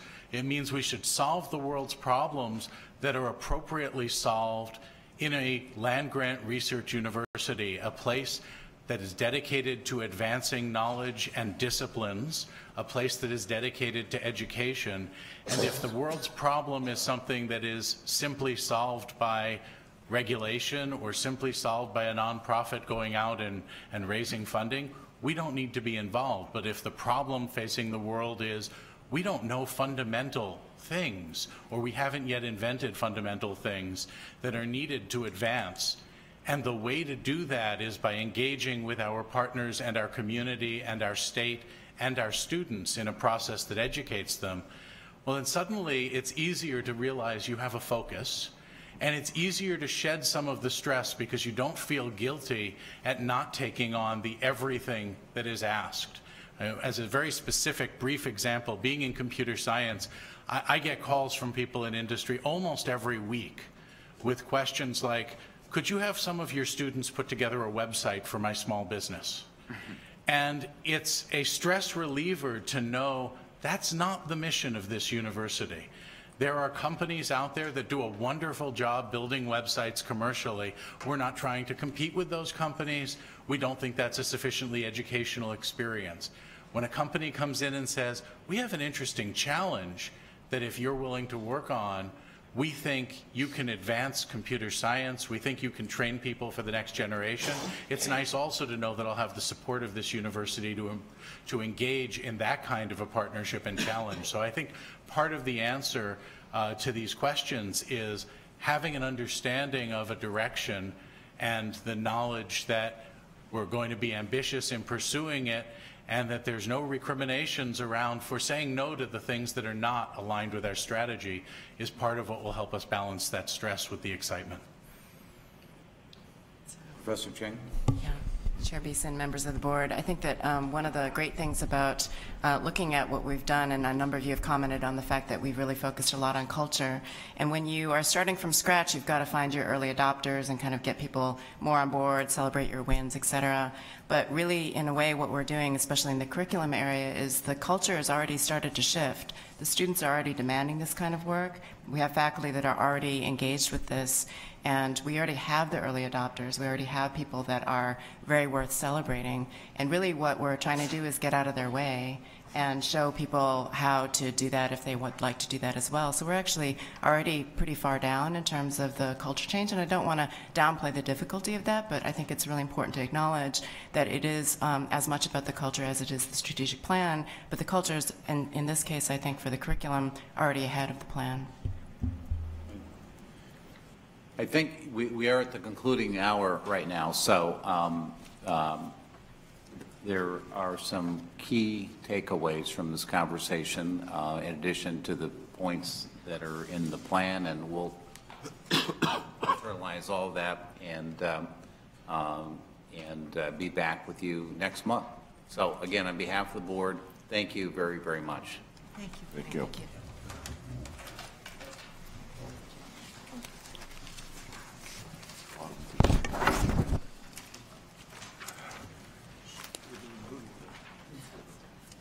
President Kaler, the state biennial budget request for fiscal year 2016 and 17 is a topic that is, of course, top of mind and one that we're all interested in. Could you set us up for a discussion on this important topic? Thank you, Chair Beeson. Vice President Fitzenreuter is just appearing. Excellent. I will walk through a series of slides and information about our budget request, and then Vice President Fitzenreuter and I will stand for your questions. I've said it before, and in presenting our 2016-17 biennial budget request to the state, it has never been more true. This budget is more than numbers and charts. It is a reflection of our values, our vision, and our commitment to the students, their families, and to Minnesota's prosperity. Let me begin by underscoring the excellence, breadth, and impact of this great university. On the left is how well we're doing on the Twin Cities campus in terms of four-year graduation rates, which continue to improve. On the right is evidence of the quality of the students who are choosing to attend our Twin Cities campus. We have more than 40,000 undergraduates and 17,000 graduate professional students on our campuses in Minnesota, with another 5,000 non-degree students. We don't yet have final figures for this year's incoming class, but the 2013 incoming first-year ACT and SAT scores mark the highest of any class before them. We are attracting and graduating the state's best and brightest students. That excellence and rigor enhances the value of a University of Minnesota degree for our current students, our future students, and our 500,000 living alumni. We award about 14,000 degrees annually, including 90% of Minnesota's STEM doctoral degrees, 85% of Minnesota's physicians, and 100% of Minnesota's dentists, pharmacists, and veterinarians. This university, our students, and our graduates are contributing mightily to the economic and cultural vitality of the state and region. We have four simple goals in this request. They're focused, and they're each one critical. First, a tuition freeze. Second, improve our facilities. Third, improve the health of Minnesotans. And fourth, economic development. So let me get down to the specifics. Throughout my tenure, it has been a priority to work diligently and tirelessly to ensure a University of Minnesota education is affordable. And so for the second consecutive biennium, a tuition freeze for Minnesota residents is our top priority in this request. And this time, we're proposing to extend the freeze beyond undergraduates to graduate and professional students. I recommend that we seek a guaranteed two-year zero tuition increase for the 2015-16 and 16-17 academic years for all resident students. To fund this freeze, we will request that the state of Minnesota provide resources equal to a 3% increase on the resident undergraduate rate and a 3.5% increase on the resident graduate professional rates. We will use those resources to invest in essential faculty, facilities, and operations. Minnesota resident undergraduate, graduate, and professional students would be guaranteed a two-year reprieve from tuition increases on all University of Minnesota campuses. This benefit would accrue throughout their degree program and benefit future students and families as well. The impact for students and their families is immediate and it's real. It would reduce the total burden on students and families by approximately $65 million for the biennium. For an incoming first-year student, it reduces total undergraduate tuition burden by between $2,100 and $2,600 over 4 years. That translates to $2,133 for a Crookston student, $2,493 at UMD, UMR, and Morris, and $2,565 in the Twin Cities. The impacts on graduate and professional students vary by program, from $1,600 for master's students to $5,000 a year for our medical school students. And approximately 53,000 students and their families would benefit annually from this investment across all campuses. And I look forward to reviewing and renewing this important partnership with the legislature. Next part of our request addresses the need to maintain our facilities, and this is an absolutely critical issue. We are still a place-based institution, and I believe we will be for generations to come. How we use our facilities is changing and will continue to change, but our need for high-quality research and teaching spaces will not. We must have a predictable source of funding for facility repair and renovation. While HEPR is the primary source of this funding, the fact is that for at least a decade, and likely longer, our HEPR funding allocations have simply not been sufficient to meet our needs. Each year that our HEPR allocation falls short of our request, we fall behind in facility repair and maintenance, creating a larger and more expensive gap over time. To address this challenge, we're proposing an innovative new facility condition improvement strategy. And here's our idea. We're proposing that the state of Minnesota provide an incremental $5 million annually in recurring operations and maintenance appropriation to the university for each of the 4 years that begin in fiscal 16. That's a cumulative $50 million investment over 4 years. In exchange, the university would decrease our annual HEPR request for $5 million a year over those same 4 years. We dedicate the incremental $5 million in new O&M appropriation to facility repair and renewal, or R&R projects system-wide. This slide shows also how we would reduce our HEPR request.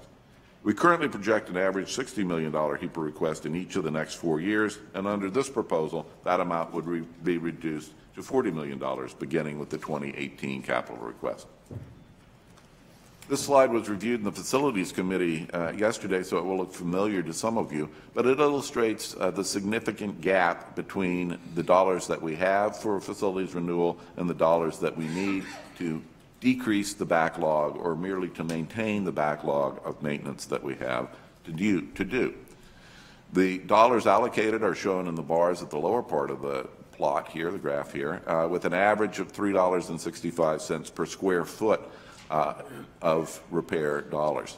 As you see, if our repair dollars were $8 a square foot, we could begin to maintain the backlog that we have now. But as our allocation falls below that, we are increasing the backlog of deferred maintenance, or R&R.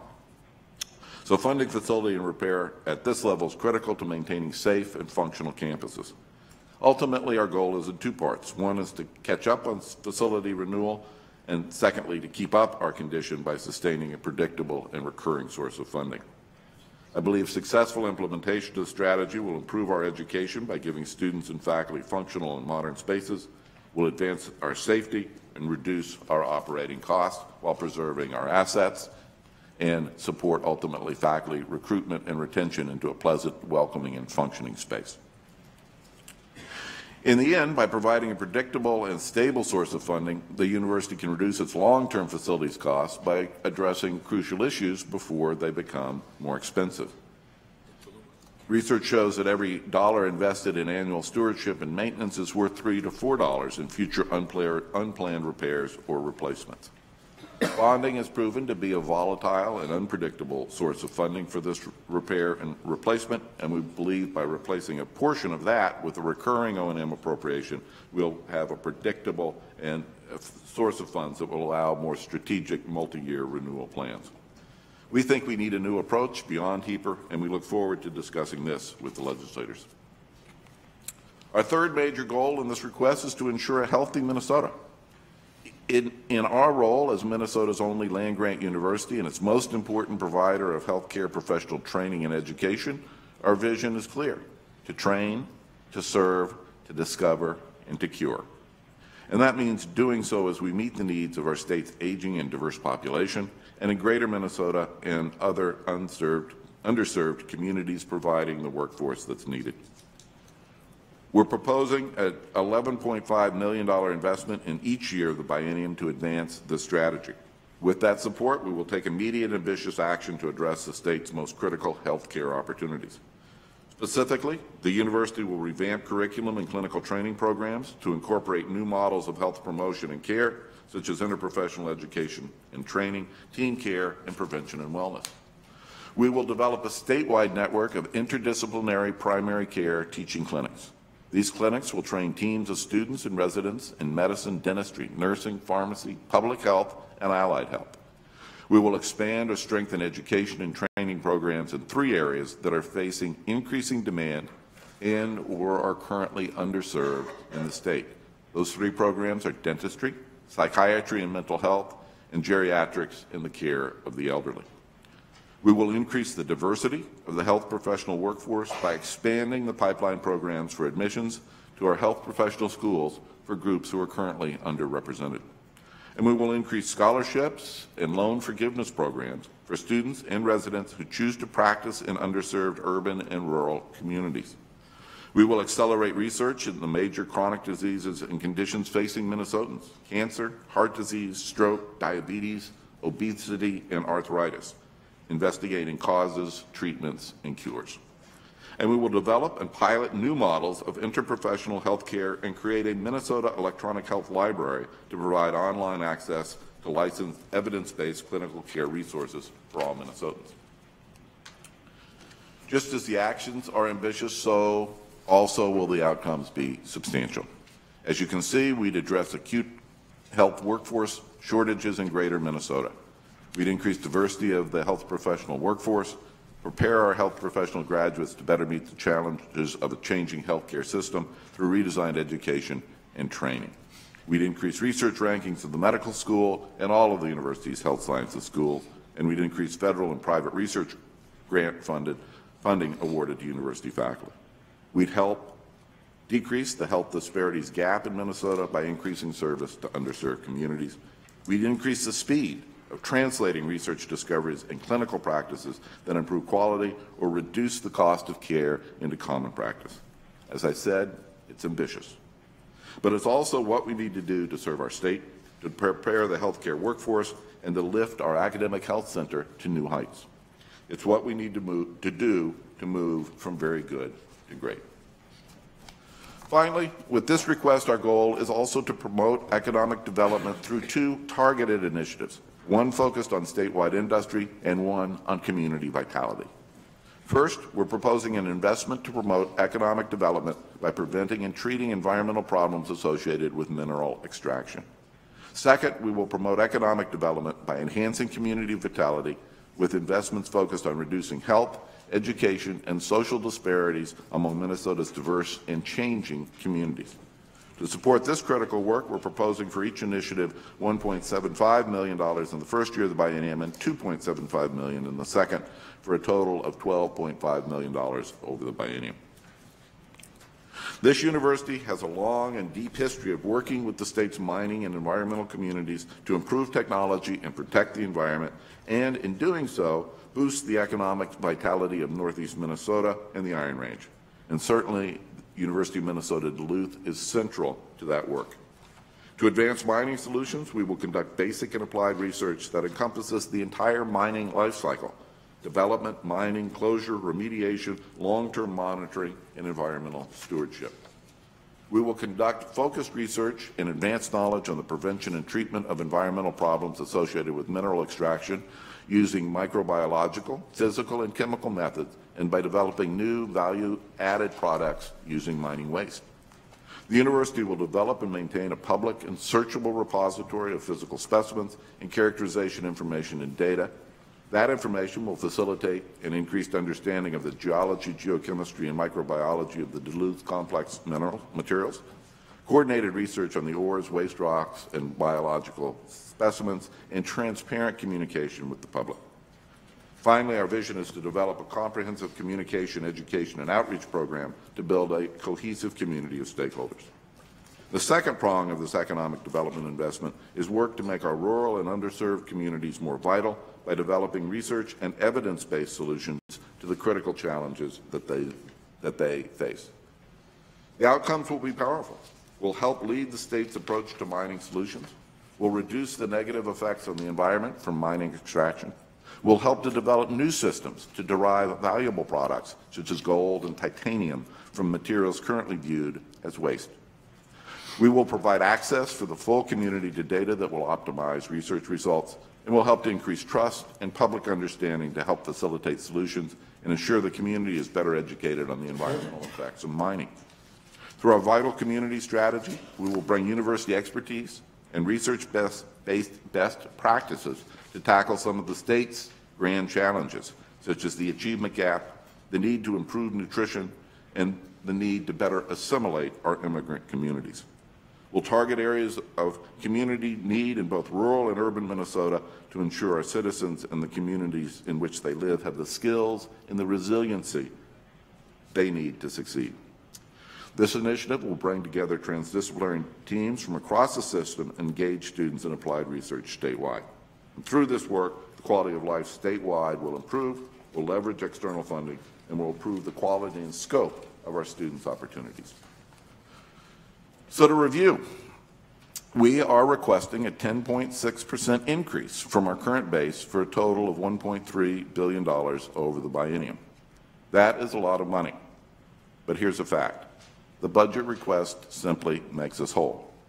It only gets us back to the level of funding we received in 2008 before the recession, not adjusted for inflation. By 2017, it would get us back to where we were a decade earlier, and we think that's a reasonable request. More importantly, it's what we need to continue to serve our students in the state of Minnesota. It will fund critical investments, including a tuition freeze, a new facilities improvement strategy, a healthier Minnesota, and a vibrant economy. This request is focused, it helps students and their families, it modernizes our university, and it will keep the state healthy and ultimately reduce the cost of health care. We'll solve key challenges for the state, from the mining economy to the needs of rural and underserved communities. In closing, let's take a look at the impact this budget request will bring. Always mindful that this request reflects our vision, our ambition, our commitment to the state, and our devotion to our land-grant mission. It means that approximately 53,000 students and their family would benefit from a tuition freeze and improved facilities. Minnesota's most acute health workforce shortage will be addressed, negative mining impacts eliminated, and the achievement gap and other critical community issues addressed. So, Mr. Chair, members of the board, this is a budget request that speaks volumes about the fiscal responsibility, affordability, and public service commitments of the University of Minnesota. And here is the resolution that we will advance next month for your action. Thank you, Mr. Chair. Thank you, President Kaler, for that presentation. I'm going to open this up for comments and feedback from the board. It does come back to us, as the President indicated, next month for consideration of approval and submission to the state legislature and the governor. Regent Allen? I think it's an excellent budget request. You know, it's well stated. It hits the highlights of what we can do for the community and for the state and for ourselves. But included in it also is something that needs to be reiterated, namely that we are making a lot of internal savings with our operational excellence program. Those are embedded in that overall proposal, and I think it's important to remind ourselves of that. Thank you, Regent Allen. Regent Frobenius. A couple of comments. Number one, I concur with Regent Allen's comments. I particularly like the way we've got this position this year. I think it's really an appropriate step and critical to the university's evolution. The comparison to the 2008 number is a critical part of this discussion. And with that comes a significant increase in graduation rates, a significant improvement in several other key productivity factors that have occurred, as well as the operational excellence commitments that we have made to bring down the costs of the university. Thirdly, this budget is addressing an issue that is a little overdue, but we're also taking on a task of beginning to react to and improve our production in some of the areas of the state's acute health workforce shortages. That's one of the most costly parts of this university to operate. And it kind of gets lost sometimes in the whole discussion about the U. But it's just critical that we make those steps. So the 10% number is a big number, but it's a restorative number. It's about time to play catch up with almost a decade old to a decade-old level of this university's support, given its increased enrollment and production. Regent Devine. Chairman Beeson, President Kaler, I want to again applaud your efforts here and what you've done to present really a very aggressive budget and a storyline that really is addressing what the people of Minnesota, I think, in part are asking for. First and foremost, yesterday in the Facilities Committee meeting, we looked at the HEAPR thing. Anybody that sat through that meeting realizes we're way far behind, and we've got to continue to invest in our facilities and bring them up to date so that they're productive learning environments for the students of today. And we've got much to do there, and I applaud your efforts to readdress that, reframe that discussion, and have an aggressive plan to move that forward and start the discussion with the legislature to help us accomplish that. And then secondly, I think the issue of the student freeze in tuition, both at the undergraduate and the professional school levels, addresses, I think, what people have been asking for a long time. It certainly has resonated, I think, well across the state, what we've done these last 2 years. And certainly going forward, I think that the continued issue of addressing the cost of attendance and the levels of indebtedness that the students have is very, very important. And again, this is another significant step forward. And I can't remember that there's ever been in my memory an effort to keep tuition level for 4 continuous years here at the University of Minnesota. So that is indeed groundbreaking in terms of what we're putting forward here. And then finally, the budget also, in reading through and studying the materials here this last several weeks here, the linkage to the issues that have been outlined and the efforts that have been put forth in the strategic plan are also addressed as part of this budget going forward. And the specific line items and the alignment to make all that come together in order to make the plan work is going to be the pick and shovel work, the devil in the details work going forward with the legislature. And I'm counting on you and your staff to really help frame those discussions of what you need to implement the plan so that they understand that this investment is really an investment for the people of Minnesota, aside from just the students and the faculty and the staff here within. And thank you very much. Regent Simmons, any comments on the budget proposal? No, thank you. I have nothing to add. Regent Allen. I think it might be worthy of note to also point out that while this is a biennial budget, it does fit into a long-range budget projection. I think that's important for a couple of reasons. Number one, we didn't used to do that. We do it now, and I think it's a big step forward in our management of the university, and I commend the administration for that.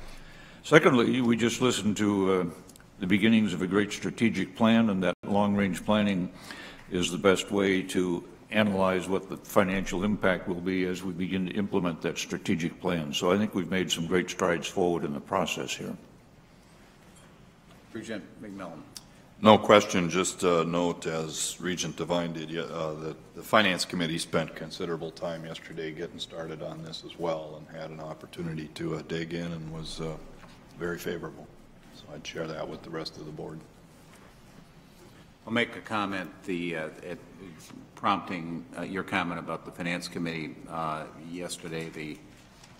What underpins these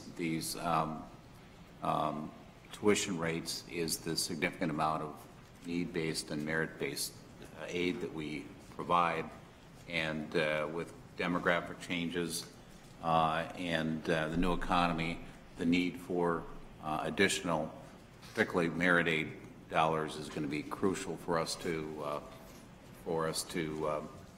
maintain and improve our quality as we go forward.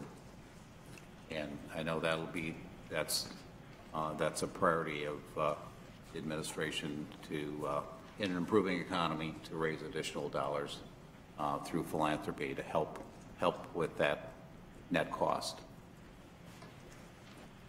Regent Johnson. Thank you, Mr. Chair. Yesterday's note in the Finance Committee, when asked the question, the President, have you talked to anybody about this outside of the university? The answer is yes. The Governor has been informed, and the respective caucus leaders and committee chairs have been visited with, and that's a very good thing, and I compliment you, Mr. President, and your staff for early work on this budget. So it's not a surprise to our friends over in St. Paul, and that's a good way of doing business. Thank you. Okay, thank you, and we'll bring this back next month. Thank you. And Vice President Wheelock, if you join Vice President Fitzenreuter at the table, so I invite President Kaler to provide some opening comments on the proposed 6-year capital plan and the related 2015 capital request. Thank you, Mr. Chair. So these are agenda items 10 and 11, which I believe my colleagues intend to present in a seamless way. So I am pleased to bring forward for your review my 6-year capital plan and the 2015 state capital budget request. The recommended 6-year capital plan includes major capital improvements planned for fiscal years 2015 to 2020 to be funded with state capital support, as well as projects funded by the university through a combination of university debt obligations, local unit resources, fundraising, and public-private partnerships. Year 1 of the capital plan outlines the projects that the university will be submitting to the state of Minnesota for consideration during the upcoming 2015 legislative session, which you just heard about. In addition, Vice Presidents Fitzenreuter and Wheelock will review our state capital budget request for the upcoming session. So Fitz, Pam, welcome, and please take it from here. Thank you, Mr. President. Chair Beeson, member of the Boards of Regents, we are here today to present our updated 6-year capital plan, and as well, the first of that 6 years is the formation of the 2015 capital request. So we will be presenting both of those items to you today. As you know, the board directs us to develop this plan, and we do this update annually. It is a plan that takes many things under consideration, and not just, but perhaps starting with, the academic and service unit strategic directions, such as you heard articulated by the provost just a few minutes earlier in your board meeting, but also many other factors, whether it's about project readiness, geographic dispersion, financing requirements, the ability to leverage private funds or to develop and contribute the required 1/3 match. And many of these are related to projects that was done previously or that we are in preparation to do at some point in the future. Our objectives for the 6-year plan are to, again, advance those priorities, but to really also recognize that this is a place-based experience in higher education. In order to recruit and retain top-notch students, faculty, and researchers, we need to have the facilities, the sense of place, and the aesthetic amenities that will compete well in a very competitive environment. We seek to increase the utilization and functionality of our physical assets while also paying attention to the affordability of the experience here for students or the availability of resources. And as I mentioned, space is limited on a fully developed campus, so we are mindful of the need to sequence our projects so that we can advance those projects in a seamless way. While we are unlikely to reduce the total square footage on campus, by using our resources strategically to decommission space that is not functional, we seek to reduce the use and the need for that space by replacing it or renovating it.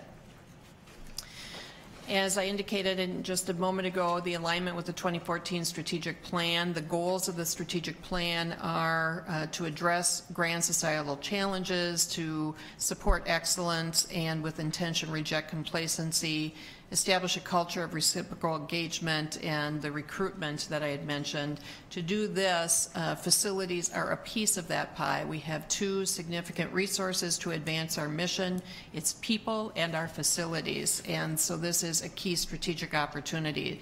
Highlighting some of the programmatic objectives in the 6-year capital plan, we have prioritized investment opportunities for the St. Paul Interdisciplinary Laboratory on the St. Paul campus. This is the College of Biological Sciences, Vet Medicine, and the Food, Agricultural, Natural Sciences, the Microbial Sciences building. We also know that we have a very competitive chemistry program here at the University of Minnesota, very well ranked across the nation, but we are in desperate need of more space for that undergraduate laboratory experience. And as well, the Academic Health Center, Interprofessional Education Center to create the kind of competitive and effective learning opportunity for our medical profession students.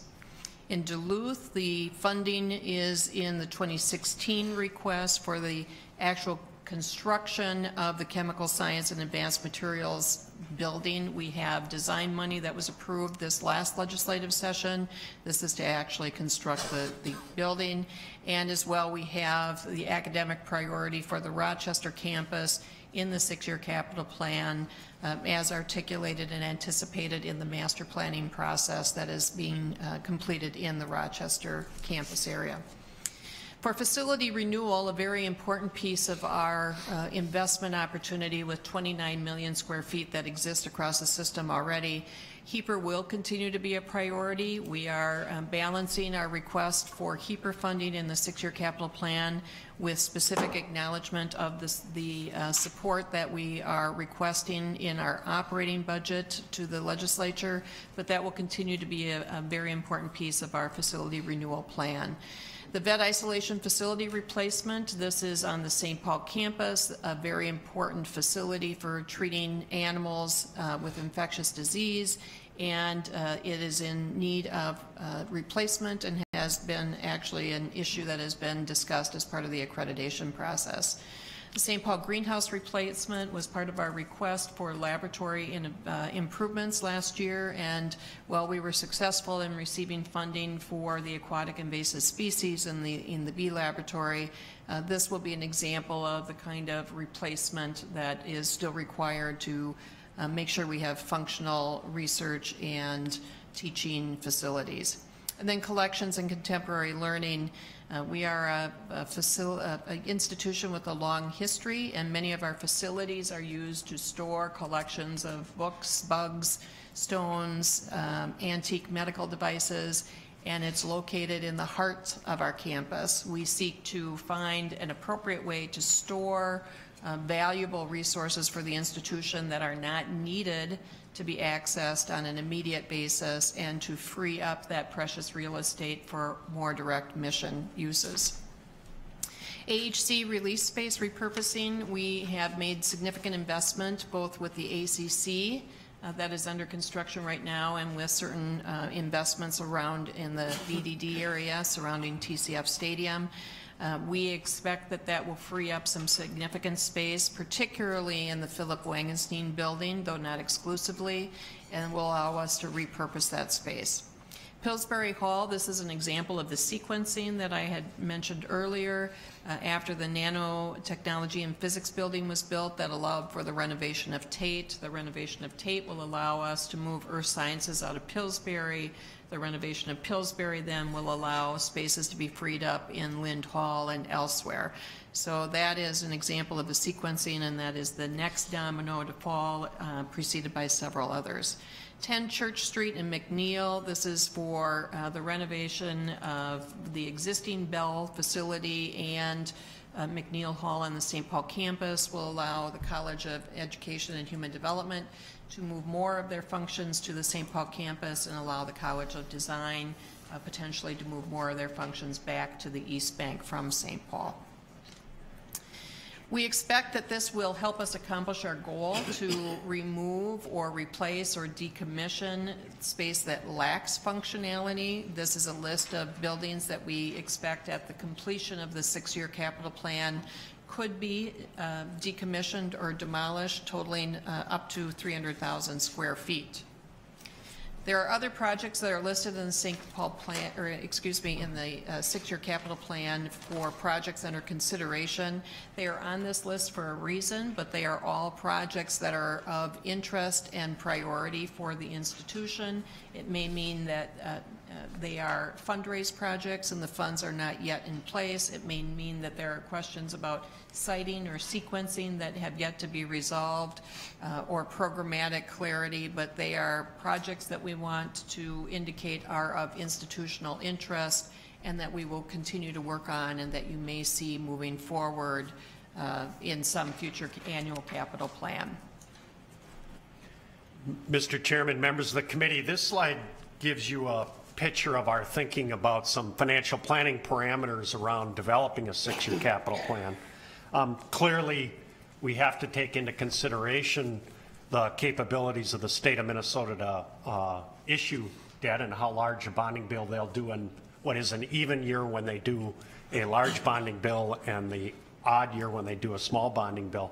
We take those assumptions and we blend that with our need, because we certainly need to make the case for what our need is. We don't just want to rely on what we think we could get out of a bonding bill, but certainly the size of the bonding bills and our historic take on those bonding bills influences the size of this plan. But like I said, we blend that thinking with our debt capacity, what we can afford in our long-range financial projections about our debt capacity and operating costs. And as a result, we've targeted in this 6-year plan an assumption of about $176 million in even numbered years from the state and roughly $81 million in the odd numbered years.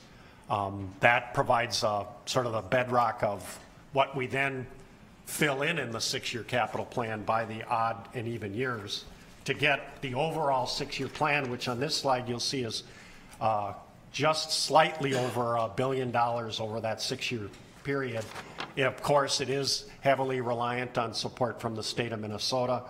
The university, through its own issuance of debt, which we reviewed that debt capacity in the Finance Committee yesterday of the board, and with the Debt Management Committee of the External Debt Management Committee of the board on Wednesday, would be $245.6 million, while the state share would be $761, or roughly 76% of the total. The next slide gives you that same $1 billion broken out over those odd and even numbered years, and this 2015 calendar year, or this 2015 legislative session, is a biennial budget session. We still will be submitting and shortly talking about the 2015 state capital request. It isn't always the case that they do a capital request in the odd numbered years, but we will ask you today to review and approve next month that request. So with that, I'll turn to the next slide and remind you that we'll be back in October for your approval of the 6-year plan, and we'll also be forwarding the 2015 capital request to the Minnesota legislature, which is exactly the next agenda item. With respect to the 2015 state capital request, as I had indicated, we are starting with a $55 million HEAPR request. This is really key to our ability for facility renewal, but as you will notice in the 6-year plan, the size of that request and its relative proportion of our total request will diminish down to a maximum request of $40 million, according to the plan as presented in the biennial budget request, to shift more of our operating requests to R&R or facility renewal. As indicated as well, the facility in St. Paul for veterinary isolation, that is a $27 million project, estimated total project cost, $18 million from the state, $9 million from the University of Minnesota, and as well the St. Paul greenhouse replacement, $6 million total project cost, $4 million from the state, $2 million from the University of Minnesota Resources. So, Mr. Chair, that is for the board's review, and we will be back in October asking for approval. Okay, that is the report of the 6-year capital plan and the 2015 capital budget request. I'll open this up for questions or comments. Regent McMillan. Thank you, Chair Beeson.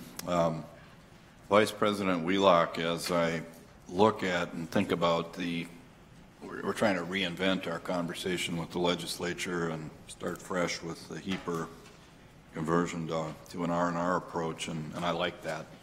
But as I look at slide, the facility renewal slide where you identified 3 Twin Cities campus or Minneapolis campus buildings there, are those ones that we'd be looking at inside that new conversation, or are they specifically going to be things we'd approach the legislature on like we are with the chemical sciences building in Duluth? And that's not the full list. So there's a couple questions there. Are they in that R&R converted approach, or are they standalones later? And then where else on the system, like Chena and Heller Halls in Duluth, would I find those? Mr. Chair, Regent McMillan, this is consistent with our approach about emphasizing facility renewal. It is part of our intended request to the legislature. We are not expecting, as my colleague Vice President Fitzenreiter indicated, to reduce our total request to the legislature, but just the piece that is HEPR specific. The other remaining request will be an emphasis on renovation of existing space, so that is going to overall improve our facility condition assessment. And these are examples of those projects. The specific IDA buildings, for example, that you had mentioned at the University of Minnesota Duluth, those are great examples of why HEPR will still be a priority for us. But it will allow us to take bigger HEPR projects and treat them as a new project request, a major renovation. For example, as we move down this path, I would expect that mechanical engineering, instead of being a HEPR project, would be a standalone project, a major renovation project, instead of funded through HEPR improvements, much like we did Tate this last time around. So you'll see more Tate-like projects. These are great examples of that, and fewer of those larger projects would be HEPR projects. That's very helpful. Thank you. So follow-up question on that, Vice President Wheelock. Will the HEPR candidates and the renewal candidates be evaluated under the same criteria, or will there be separate sort of selection criteria? Thank you, Mr. Chair. One of our challenges with HEPR is HEPR allows us to do very specific things under state statute to preserve really the envelope and the integrity of the building systems, but it isn't a source of funding for programmatic changes. So for many of these projects, for example, Tate, there were objectives about improving the programmatic functionality of the building, which makes it a better opportunity to advance as a standalone project. So the HEPR criteria will still be used according to state statute. These other projects will likely have to compete well from a strategic programmatic priority standpoint, and I think you'll see that represented in the projects as they move forward. Thank you. Other comments? Regent Broad. Thank you, Mr. Chairman. And Vice President Wheelock, I'm trying to understand the transition of the R&R and the HEPR as well, and how the projects fit together. So take Tate as an example that you just brought up. The way Tate, if it had been previously funded under HEPR, there would have been a certain state participation because of the way the state participates with HEPR at 100%. But under the other structure, it's a third that we then participate. So there's a greater participation by the university in that approach as well. Is that fair to say? That is correct. I would add that one of the challenges has been to, given the scale of the buildings that we have at the University of Minnesota, the size of the system investment that we often have, for example, in a mechanical engineering or a Tate, requires then tens of millions of dollars in one building, which has proved to be a challenge when we move to a legislative discussion about the amount of HEPR or state funding in one particular project. And so this allows us, given that we have buildings, perhaps the largest of which is Mayo, which needs a significant solution, but that's 850,000 square feet. That is atypical when we talked to the state about the amount of resources that would be needed for even a roof replacement. So we're really thinking about let's move to a scale for HEPA projects that allows us to make effective use of that resource across the campus and have a request that is more in line with the amount of funding that we think we can reasonably expect to have approved. Those would be 100% still state funded, and move some of our larger, more programmatic related requests into a standalone new project consideration with a 1/3 match. Follow-up question, Regent Brown. Thank you, Mr. Chairman, and thank you for that, Vice President Wheelock. I just wanted to make sure I understood that properly. That changes my opinion in the R&R approach from a good approach to a really good approach. I think it shows commitment by the university in doing smart renovations, and so I really want to compliment you on that. Now that I really, I think, grasp the 360 degrees around it.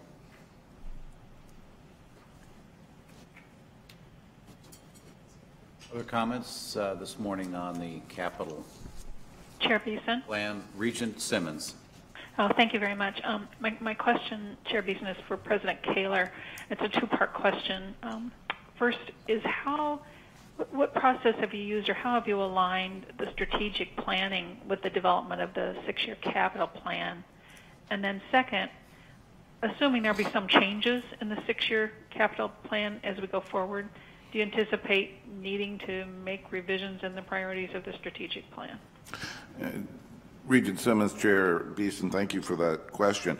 The particular space impacts of the strategic plan really will be around the research and curriculum grand challenge piece. And to a first approximation, the research space that we need will be developed as we identify the particular grand challenges and move them forward. So it's premature to identify particular spatial needs right now.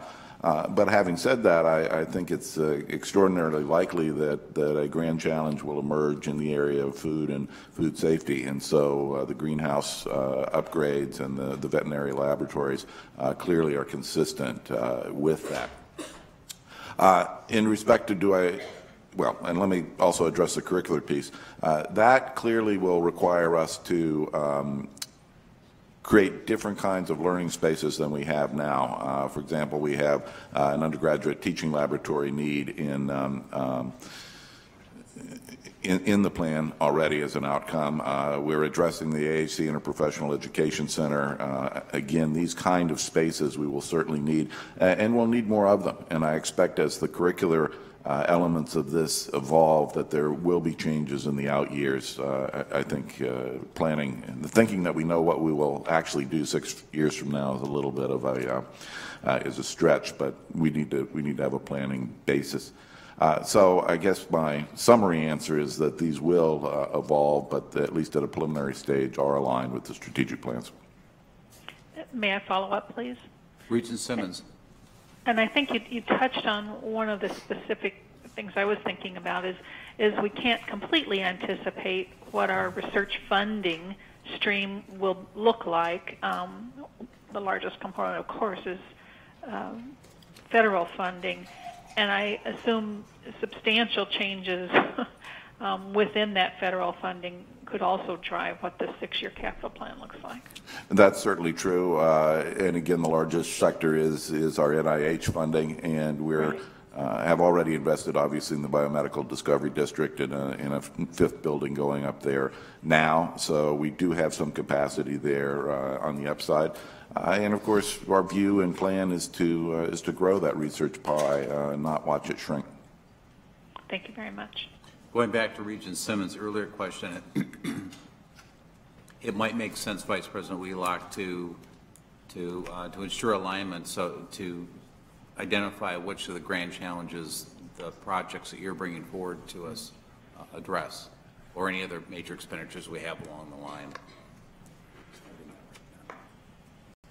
Okay, thank you, staff, for the work on that. We'll be back with this as well next month. Thank you, Mr. Chair. Now we're going to move to the report of the committees, and I will begin that with asking Regent Frobenius for a report of faculty and staff.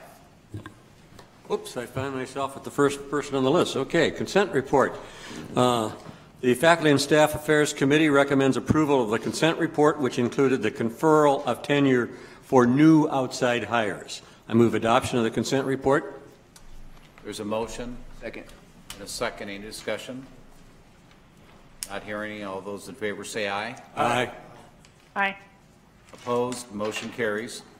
Our meeting had a full agenda that included 3 very interesting and foundational discussion items, much of which related to the culture that will, an environment that will allow implementation of the strategic plan we've discussed earlier in this meeting.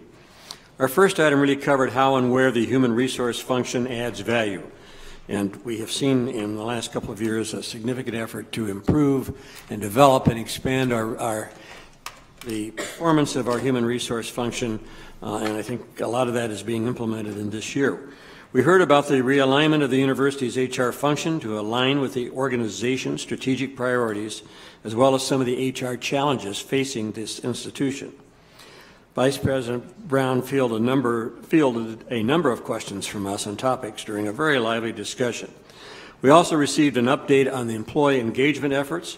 We are reminded about the science of engagement, heard about what's been learned and done so far, and heard a very encouraging case study about unit-level engagement from Dean Schwartz of the Humphrey School.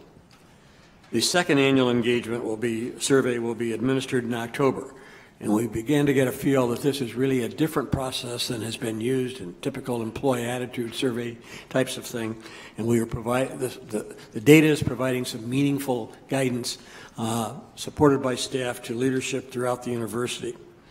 This is a major initiative in further development of the culture of the University of Minnesota. Our final and related discussion item was an overview from the University Center for Spirituality and Healing on the emerging topic of employee well-being. The committee learned about a 6-dimension well-being model and the measurable benefits of focusing on well-being for faculty, staff, and the university as a whole. We will hear more on this topic over the coming years. Mr. Chair, that concludes my report. Thank you, Regent Frobenius. Report of the Finance Committee, Regent McMillan. Thank you, Chair Beeson. I'll start with our one action item. We had a consent report that included approval of allocations from the general contingency greater than $250,000 and three purchases of goods and services over $1 million. I move adoption of the consent report. Second. There is a motion and second. Any discussion on the floor? Not hearing it. All those in favor say aye. Aye. Opposed? Motion carries. Thank you. And we had several discussion items primarily focusing around annual reports, starting with a tax compliance activities and programs discussion that Director Kelly Farmer led from our tax management office, focused on a lot of important topics, including a current focus on private use activities and how we make sure we don't jeopardize any of our tax exempt status, with that and unrelated business income being a second significant topic. So very good discussion and strong sense that coordination and consultation across the university between departments is in great shape, and a lot of co-work or collegial work there with the audit committee. So good discussion there. And then in the asset management report, our Chief Investment Officer, Stuart Mason, made his annual report. I'll just quickly do a drive-by of the key financials there. About $2.5 billion of invested assets that the university had at the end of the last academic year. The Consolidated Endowment Fund makes up the largest part of that, about $1.3 billion. That increased to $192 million over last year. That included distributions of about $45.5 million. So significant amount of money, and importantly, Stuart's team was able to earn about 20% on that total, which beat the benchmark of about 16%. So there's another $1.1 billion invested in short-term reserves that obviously don't earn those kind of numbers, but a very comprehensive and important report from our Chief Investment Officer. And then I don't think I need to further touch on the fact, but I've already referenced that we looked at the 2016-17 biennial budget request, the 6-year capital plan, and the 2015 state capital budget. Those will all await action in our committee and here. next month. Thank you. Thank you, Regent McMillan. Report of the Academic and Student Affairs Committee, Regent Cohen. Thanks, Chair. We had one action item, which was the consent report. The committee unanimously recommends approval of the consent report, which includes new academic programs and program additions, program deletions and discontinuations, and program changes. I move adoption of the consent report. Second. Motion and second on the consent report. Any discussion? All those in favor say aye. Aye. Opposed? Motion carries. The committee also heard its annual update on academic program changes. We were delighted to be able to hear from 2 professors and 2 students on the power of joint degree programs and how they prepare graduates to be competitive in today's job market and to address society's grand challenges. And these were 2 very articulate graduate students. The committee also heard a panel presentation on the complex national landscape of sexual assault on campuses, as well as discussion of resources available and approaches being used across our system to prevent and respond to sexual assault. We also learned that some of the University of Minnesota programs in this area are national models. That concludes my report. Thank you, Regent Cohen. We now hear a report from the Audit Committee. Regent Broad. Thank you, Mr. Chairman. The Audit Committee had a very full and I think important agenda with a number of discussion items, but we do have 2 action items that I'll hit first. The Office of Internal Audit Department Charter we have before us for review and action. We have it before us for action today. The committee unanimously recommends approval to revisions to the Office of Internal Audit Department Charter. The proposed changes are intended to maintain alignment with professional standards and guidance, ensuring the best practice by the Office of the Internal Audit, and they also highlight important items such as transparency and independence of our internal audit function. Mr. Chairman, I move adoption of the Office of Internal Audit Department Charter. We have a motion. Is there a second? Second. Been moved and second. Any discussion? If not, all in favor say aye. Aye. Opposed? Aye. Motion. Thank you. Motion prevails. Regent Broad. Mr. Chairman, we also had a consent report, and the committee unanimously recommends approval of non-audit engagements with our external audit firm as follows. 1, to Deloitte Consulting to provide advisory services to the university's Health Information Privacy and Compliance Office to demonstrate the university's compliance with HIPAA security requirements and advise the university on areas that may require further analysis and investigation. And yes, that's one sentence. And the second one, Mr. Chairman, is to Deloitte Consulting to provide advisory services to the university's enterprise and asset management project.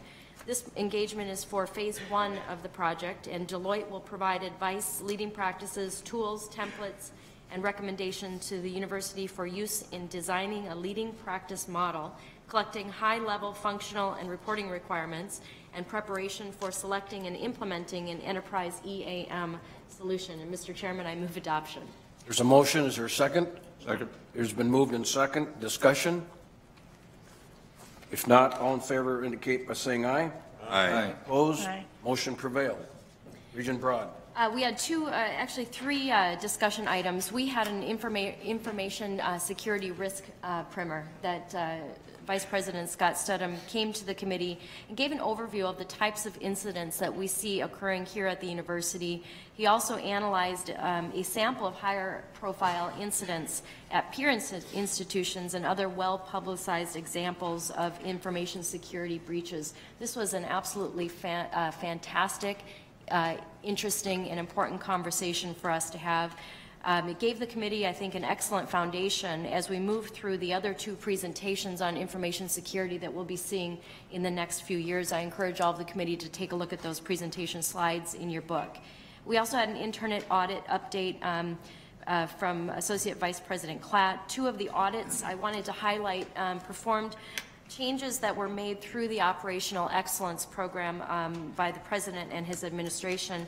And what we found is that the audits of the U-Market procurement process and the U-wide cash depositing process have confirmed that these two new systems are more efficient and have saved the university money. So we not only have said we're saving the dollars, the audits are showing that those savings are being actually seen on the ground. So I just wanted to commend President Kaler and his administration and the entire team on your continued commitment to operational excellence and to measurable results. Thank you.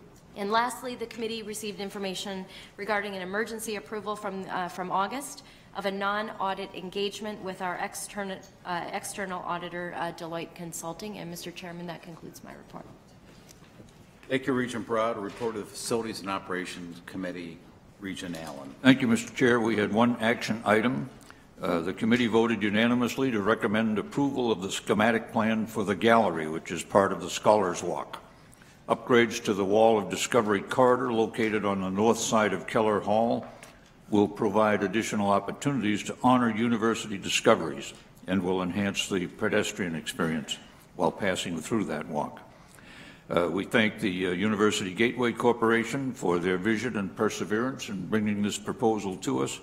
And most of all, we thank them for the fact that they are paying for the entire cost of the project also. I move approval of the schematic plans for the Scholars Walk. Second. There is a motion and second. Any discussion? Not hearing any. Would all those in favor of the motion say aye? Aye. And opposed? Motion carries. We had three discussion items. First, the facility condition assessment. That is a very valuable document that enables the committee and this board to have an appreciation of just where we stand with the maintenance on our existing property and therefore be properly informed as we make decisions on the capital discussions we have just had. It's a very thorough and valuable report, one of the best I've seen. Secondly, we looked at both the 2014 six-year capital improvement plan and the 2015 capital request, which we have already discussed at the meeting today. That concludes my report. Finally, the Litigation Review Committee report. Regent Allen is absent, and I will provide this in his absence. The committee did meet. I'm sorry, Larson. Lips are moving faster than my brain, I guess, here. The committee did meet on September 11th, 2014. After reviewing the General Counsel's annual report, the committee approved a resolution that authorized the closing of the meeting. In the closed meeting, a discussion was held of matters that are subject to attorney-client privilege. And Regent Cohen reported the Special Committee on Academic Medicine. That committee did not meet this month. Is there any old business in front of us today? Is there any new business? Well, thank you, everybody. Thank you, Mr. Steves and your staff, for all your work. This is an extremely busy and important month with a great deal of preparation, including the planning that led up to today and to our calendar for the year. I will adjourn the meeting. Thank you. Everybody have a good weekend.